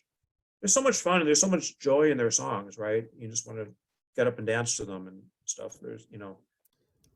Yeah, my dad, before he came to this country, they all used to listen to Pink Floyd, and they didn't understand any of the words because they didn't speak English, but they they loved the music. So every single time Roger Waters or Floyd goes on tour, I always go with my dad to these concerts. It's great. Oh, that's so cool. Yeah, it's great. Now he speaks English. Now he knows all Um, the words, but back then, they just used to nod their heads and sing along. I heard the other day that, well, one of Roger Waters' former bandmates was calling him a horrible anti-Semite and so forth, and Well, just full of hate, Ooh. what have you. Oh, And no. he has That was strong really- politics. He has strong that was politics. really sad to hear because I love his music, but you know, it concerns me a little bit when people are, you know, have a lot of hatred in that way. But That's not good. but yeah, I love the Wall. I mean, any of their old albums, you can put it on with headphones, and I mean, it's just so you can just sit back, and I'm sure it would go well with some of Ben's edibles or something like that. Which Damn straight. Jay, are you a vinyl guy? You listen to vinyl? that's too hard. That's too hard. Okay. Too hard to All put right. on and hear the clicks and stuff. No. Okay. All right. Hey, I'm pretty sure I know the answer to this question, but if you can FYM one guy in the game, who is it going to be? You mean to hurt them, to embarrass them? I mean, I'm not into doing that. I love everybody. I'm not into- Embarrassing them. It's just a bit of fun. I mean, maybe I'd like to hit Johan, so then I I like that. I don't want Number to, one answer. but then I would see the full force of his game, right? As long as Yes, it you doesn't would. go at my head. I don't want him to go at my head, but I want to experience what playing the best player on the planet is Right. like, can be like, right? It's kind of like you want to go and play Roger Federer in tennis, right? And so no, there's nobody that I want to FYM, although it is at times an effective shot. Look, this season I played a match against Mike Marino. He hits me over and over and over. I play a match against Dave Bukowski, and he FYMs me 3 times at least, and hits me at least 3 times in the match. Then I went out and I played a certain pro, and I hit him with 2 FYMs, and he started screaming, "You a-hole." I'm thinking, what? I don't even know how to hit the ball hard. I can't hit the ball hard enough to hurt anybody. I was gonna say, And the only, come on. and you know, I was going to hit a cutter, but he started moving in, so I sort of snapped it at Hit him. And he started screaming, "You a-hole!" Like, I'm not trying to make people mad. I'm not trying to hurt anybody or embarrass anybody. I think it's fair for game. me- If you hit for if me- you hit someone, they're gonna try and hit you back. It's all fair Part of the game. game. Part of the game. As long as they're not headhunting and they kind of buzz the tower and like that gets dangerous. But you know, it's all fair game. Let's go at it. Sure, but I'm not into embarrassing people. I mean, No. it's fun when I play a Ben Ashford and he looks like he's self-imploding, and you don't want to take him out of that cycle. You want to keep him in that Doesn't cycle. take. Just let me go. Just let me run. Let me run with it. Jay, favorite movie or TV show? Oh gosh, I don't necessarily have a favorite movie or TV show, but I'd say, you know, Seinfeld was always great, and I used to say Simpsons, Seinfeld, and Star Trek was a really nice evening, and Okay. a nice variety. Okay. Jay, I know you mentioned those Guy Moore movies. Is it Guy? Wait, what's his name? Guy Ritchie. Guy Ritchie. I really did like Love. that, the one movie that you mentioned. So I have to I have to go and see the third one in the trilogy that you mentioned. Well, there's now that where you've got Lock, Stock, Two Smoking Barrels, which was the first. Then Snatch was the follow-up. Snatch, I thought was Layer just cake. so much fun. I mean, I wouldn't call it my favorite movie ever, but so much fun. So much fun. So good. And then Layer Cake's fantastic. It's Daniel So Craig, who's just I think- finished being James Bond. So I have to go out and try that one. I have to go out and try that one. Since, Well, also check out his latest. Well, it might be his latest movie. Is The Gentleman with Matthew McConaughey okay. and Charlie Hunnam, and that movie's just phenomenal. Love that Mhm. movie. Yeah, Okay. so check that out too. So Jay, what were you doing at the World Erotic Art Museum on February 14th? Just what you think I was doing. I don't know what Perfect you're doing. answer. Are you on my social media? I mean, Well, what better, yeah, I'm a what better- cyber stalker. He's good. He's good. Yeah. what better way to spend Valentine's Day in Miami when your wife is in Chicago than to go to the Erotic Art Museum and check it out. It's a really well done museum, actually. And if it fits right in that Burning Man mold of Love it. I learned a lot there. Radical acceptance, as you I said. like that. But no, it's a really, I mean, imagine taking a bunch of art, but okay, it's erotic and what have you, but we humans are animals, and that's part of the human condition of procreation is a good thing if we want to continue the human species. And that's Somehow, there's a lot of art. There's a lot of art that celebrates the that part of humanity, and usually would never see it, right? So it's an interesting place. I feel like you made that less erotic somehow. I want to go see it now. I'm down in Miami. All right, maybe we have to get over there. It's an interesting place, All right. Unfortunately, I was there all by myself. Yeah. That's perfectly normal. I could see that. Yes. So let me ask you this: if there was a paddle documentary out there, well, there is one coming out, but who would play Waldy? Actor? I have no idea. I mean, probably not me because I'm not an actor. You know what? May I make a suggestion? I think Jeff Goldblum. Oh, that's so good. That's a good one. It just came to me. That could be. Yeah. I can see where you might say that. Yeah. Oh, I like that. That's perfect. That's so good. We'll go with his dry sense of humor. Yes. All right, Yeah, perfect. I can appreciate that. All right, Waldy. What shot are you best known for? You tell me. You played against me. What shot am I best known for? I like to drive the ball. I like to drive the ball up the screens. Correct. The backside screen. You do not hit it hard to Jay's backside screen. He's got this.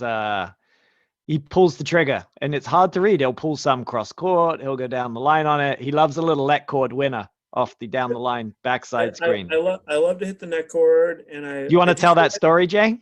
Real quick.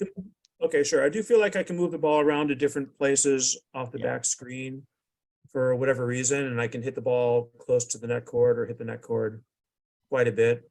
Ben wants me to tell the story of the match that he and I played against Vuk. How do you pronounce the last name? Teofanovic and Will Colmar. We were playing them. Rusty Seams. And Rusty Seams. And Will is always fun to play against because A, he's a very good player. B, he's very unpredictable. And C, he's just a super mensch. He's just a super nice guy on the court, super fair, super cool. Great guy. You're never going to have any arguments with him about, line calls or anything else. He's just the nicest guy. So I really enjoy playing him. We were playing no ad, and they, for whatever reason, sometimes I'm on the court and nothing's going right. I'm not seeing the ball well. Nothing feels good. I have no confidence, et cetera, et cetera. And then sometimes I'm on the court and just everything is working and the ball is going where I'm aiming and it's cool. And actually I would just say an aside, I love this time of year that we're in right now because I'm playing paddle almost every day. Like I told you, I played today for 4.5 hours. And at this time of year, the ball goes, when I'm playing every day, the ball goes where I'm aiming. And it's so much fun. You can aim into the alley and it goes in the alley. You can aim over there and it goes over there. You can aim for a net cord and you can hit a net cord. It's so much fun for me playing at this time of year. I really for whatever reason, I really like, I do good. I mean, I know I'm severely limited as a player, but from what I do, I kind of peak at the nationals because I really am playing a lot right now. But anyway, we're playing those guys, and Will Komar hits a big spin serve that kicks right up into my forehand at 15. The score was 30-15. And I rip a low hard return. It hits the net cord, goes over his paddle for a winner. And you know, I don't know if anybody said anything or not, but it was just, one of those shots. And then we lose the next point, it's 30-40, and Will serves to me, and I really do go for the exact same return. If the ball comes up to me where I can hit the return, I hit a laser beam, it clips the net, it goes over his paddle for a winner, and he, in the nicest Will Komar kind of way, he throws a bunch of swear words at me, and he says something like, "F you, Woldenberg, you're not that good," and there's no, I can't believe you just did that to me twice in a row. And for whatever reason, at that one moment, and again, I'm severely limited in my abilities, but at that one moment, I had supreme confidence in everything. The ball was going exactly where I was aiming, and I said, but normally I would ask my partner, "What do you think? Like, who should take this?" But I said, "Will Komar, I am taking this deuce point, and I'm going to rip the return for another net cord winner, and there's not a damn thing you can do about it." And he served to me, and I wound up and I hit it, and God darned if I didn't hit that net cord on a return serve for another winner. 3 in a row, 3 in a row, 3 in a row. I tried to off the court, drop my paddle, walk off the court, and go home, but they wouldn't let me. That's like Babe Ruth. That's like Babe Ruth. You pointed. I knew the match would go on. I knew we would lose the match, and of course, we lost the match. But at that one moment, I mean, there's no better feeling on earth at that one moment. That was a good one. And Ben, fortunately, Ben was there to see it. Yeah, that was cool. That was a fun match. It's always fun with Komar. So Yes, Jay, absolutely. if you could pick 2 players, past or present, doesn't matter, to play together, to be like the dream team, who would that be? Well, it's got to be me and Johan, right? No. There you go. Perfect. I don't know. I was hoping he was going to say that, actually. No. I mean, I would they're I different would pay years and money to different see abilities. So the first time I watched Scott Mansinger play, I subbed up for my a Series 1 team where Ben McKnight was on that team, and I subbed up for the team. And Ellen, do you remember what was our? I'm so tired. I'm trying to remember the name of our captain. It'll come to me. But Ben McKnight and I'll think of his last name. We're playing Mansinger and another guy, and I think Mansinger won that match 2-1 or something like that. And I had never met him. I had never spoken to him. And of course, my memory of this could be wrong, but he came off the court and he looked annoyed, having won 6-2, 6-1 or whatever it was. And he said to nobody, I don't know if he said this to anybody in particular, but I recall him saying something to the fact of, "Man, I made 3 unforced errors that match." And, I mean, that was Scott, right? I mean, that was my first introduction to Scott Mansinger. I mean, just a robot. And I say that in the nicest possible way of, doesn't miss, still obviously puts you under pressure and so forth. But Scott would go out and play a match and keep track of his unforced errors. I don't know if he still does that to this day, but at that time, that's how little he missed. I mean, he was so. I know he counts mine when I play with him. Yeah. And I didn't get a chance to see, Baird play, who won a whole bunch of nationals. And I certainly saw Scott play, and Flip was so creative and so good and could do so many things. I mean, I really look forward to seeing him play nationals again. I haven't seen him play in years. Yeah, that's cool, isn't it? Yeah. Yeah. But O'Mueller, super talented and in different ways. But I'm trying to think of who else. Obviously there are a number of really good players on the East Coast that I just don't get to see play live very often. Here in Chicago, Adam Morgan, Yep. super good. I mean, there's no way around it. He's just astonishingly accurate and consistent and good. And I don't want to leave guys out, but he's super good. And I'll just give a quick shout out to Andrew Ong, who joined our team this year, and he's just been a revelation. What a great guy, huh? Yeah, I mean, he's so nice. He's so good, and he's so nice, and he's so positive on the court. He's nothing but positive energy, and of course, he doesn't want to lose it any more than anyone else. But he's, there's joy on the court, and there's positive energy, and it's so much fun playing with him. I added him to the team, and I added Mansinger and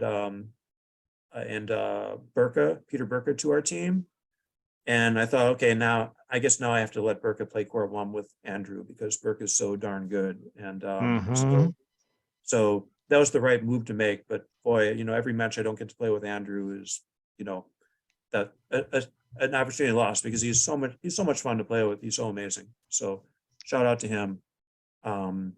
So I didn't totally answer your question, but I thought your first answer was the best one. You and Johan. That's the greatest paddle team ever. So that reminds me of the first time I watched Johan play, when they came through in those the Philadelphia Nationals. I'll just say, I had never seen him play one thing, and I watched him in that quarterfinal match that, now they have the night match on Saturday night. And he just did things on the paddle court I had never seen. I didn't know could be done. It was just absolutely amazing. And then in the next morning, the semifinals, same thing. They won that match so fast and so one-sided. And I mean, Jerry Albrecht is obviously an excellent player. But it didn't look like Albrecht was, it didn't look like he was doing very much on the court that I might not be doing. Obviously, Albrecht is a better player than me, but like, he was steady and played his role, and Johan did amazing things, and they won that semifinal. And then I remember talking to Wayne Dollard before the final, and I don't know if you know Wayne, but he published Platform Tennis Magazine, which I don't know if that comes out now, but it's just on. I don't know if he's still. I think it's just digital these days. I think. But Wayne said to me, "Wow, that Johan is really good. He's going to win a nationals one day." And I said, "One day? He's in the finals now. Have you seen those last two matches? I can't believe it. It's unbelievable." And what he's been doing out there. And Wayne said, "Oh yeah, but they're playing Goodspeed and Mansinger. Come on. Those guys are going to be able to handle him." And what happened at that point? Goodspeed and Mansinger won the first set 6-4.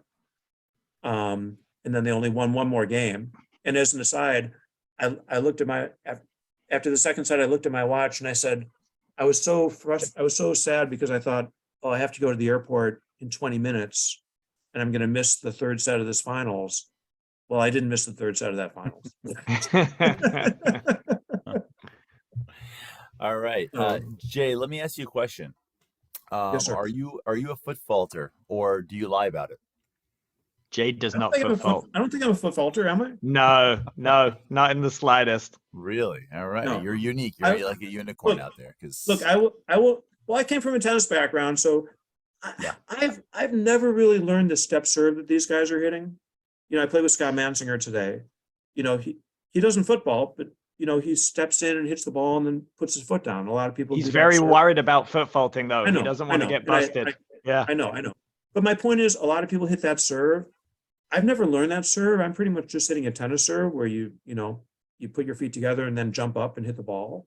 I probably should learn that serve. The smart thing would be to learn that serve, which I guess in a way I've just been too lazy to learn the serve.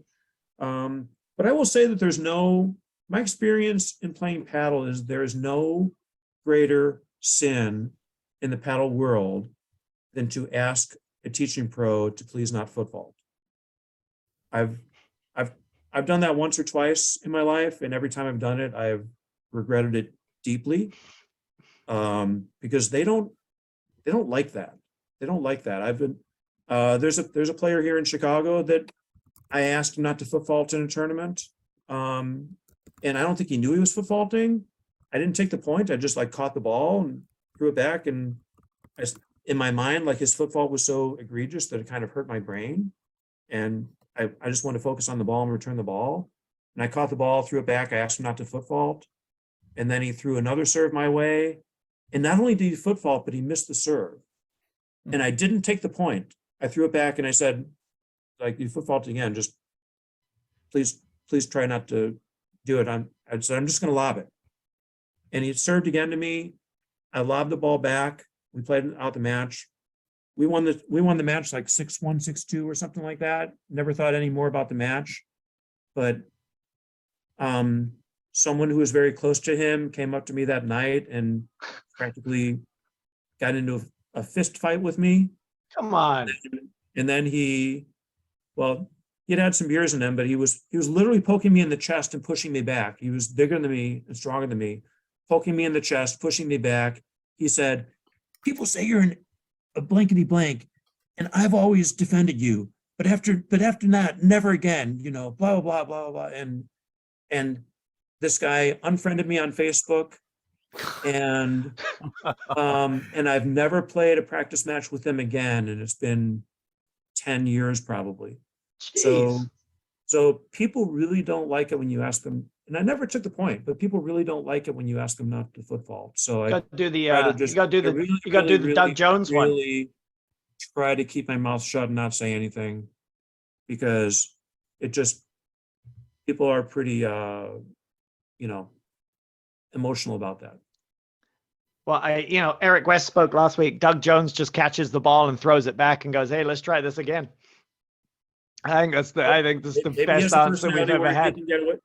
He probably has a personality where he can get away with it. Certain people can get away with saying certain things, and certain people can't. And people will say it was like when Juan Araya said, "You're an asshole. Everybody knows you're an asshole. You're such an asshole." Like, I'm sorry, Juan. Oh, that's fantastic.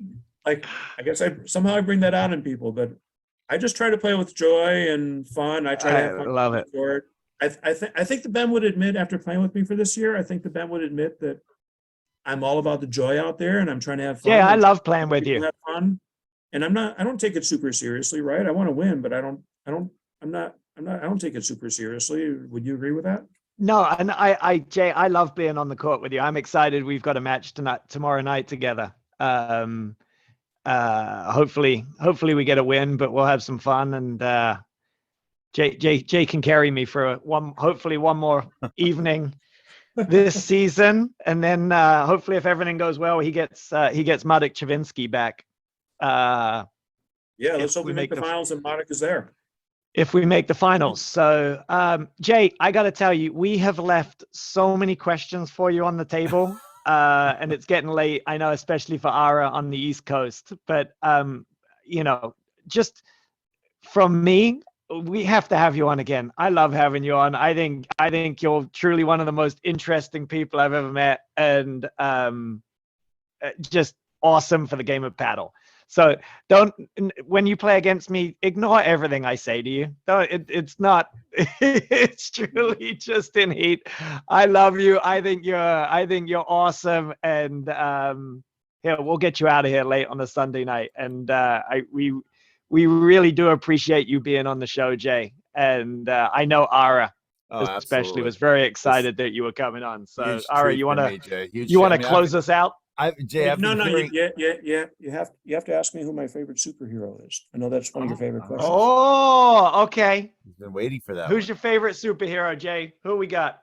Well, I have to answer it this way, because my wife is a paddle widow right now, with me playing paddle all the time and doing the other things I'm doing. So I have to tell you that my favorite superhero is my wife, Kathy Shepard. Oh, Jay, you kiss ass. She puts up with me both. She puts up with me both during paddle season.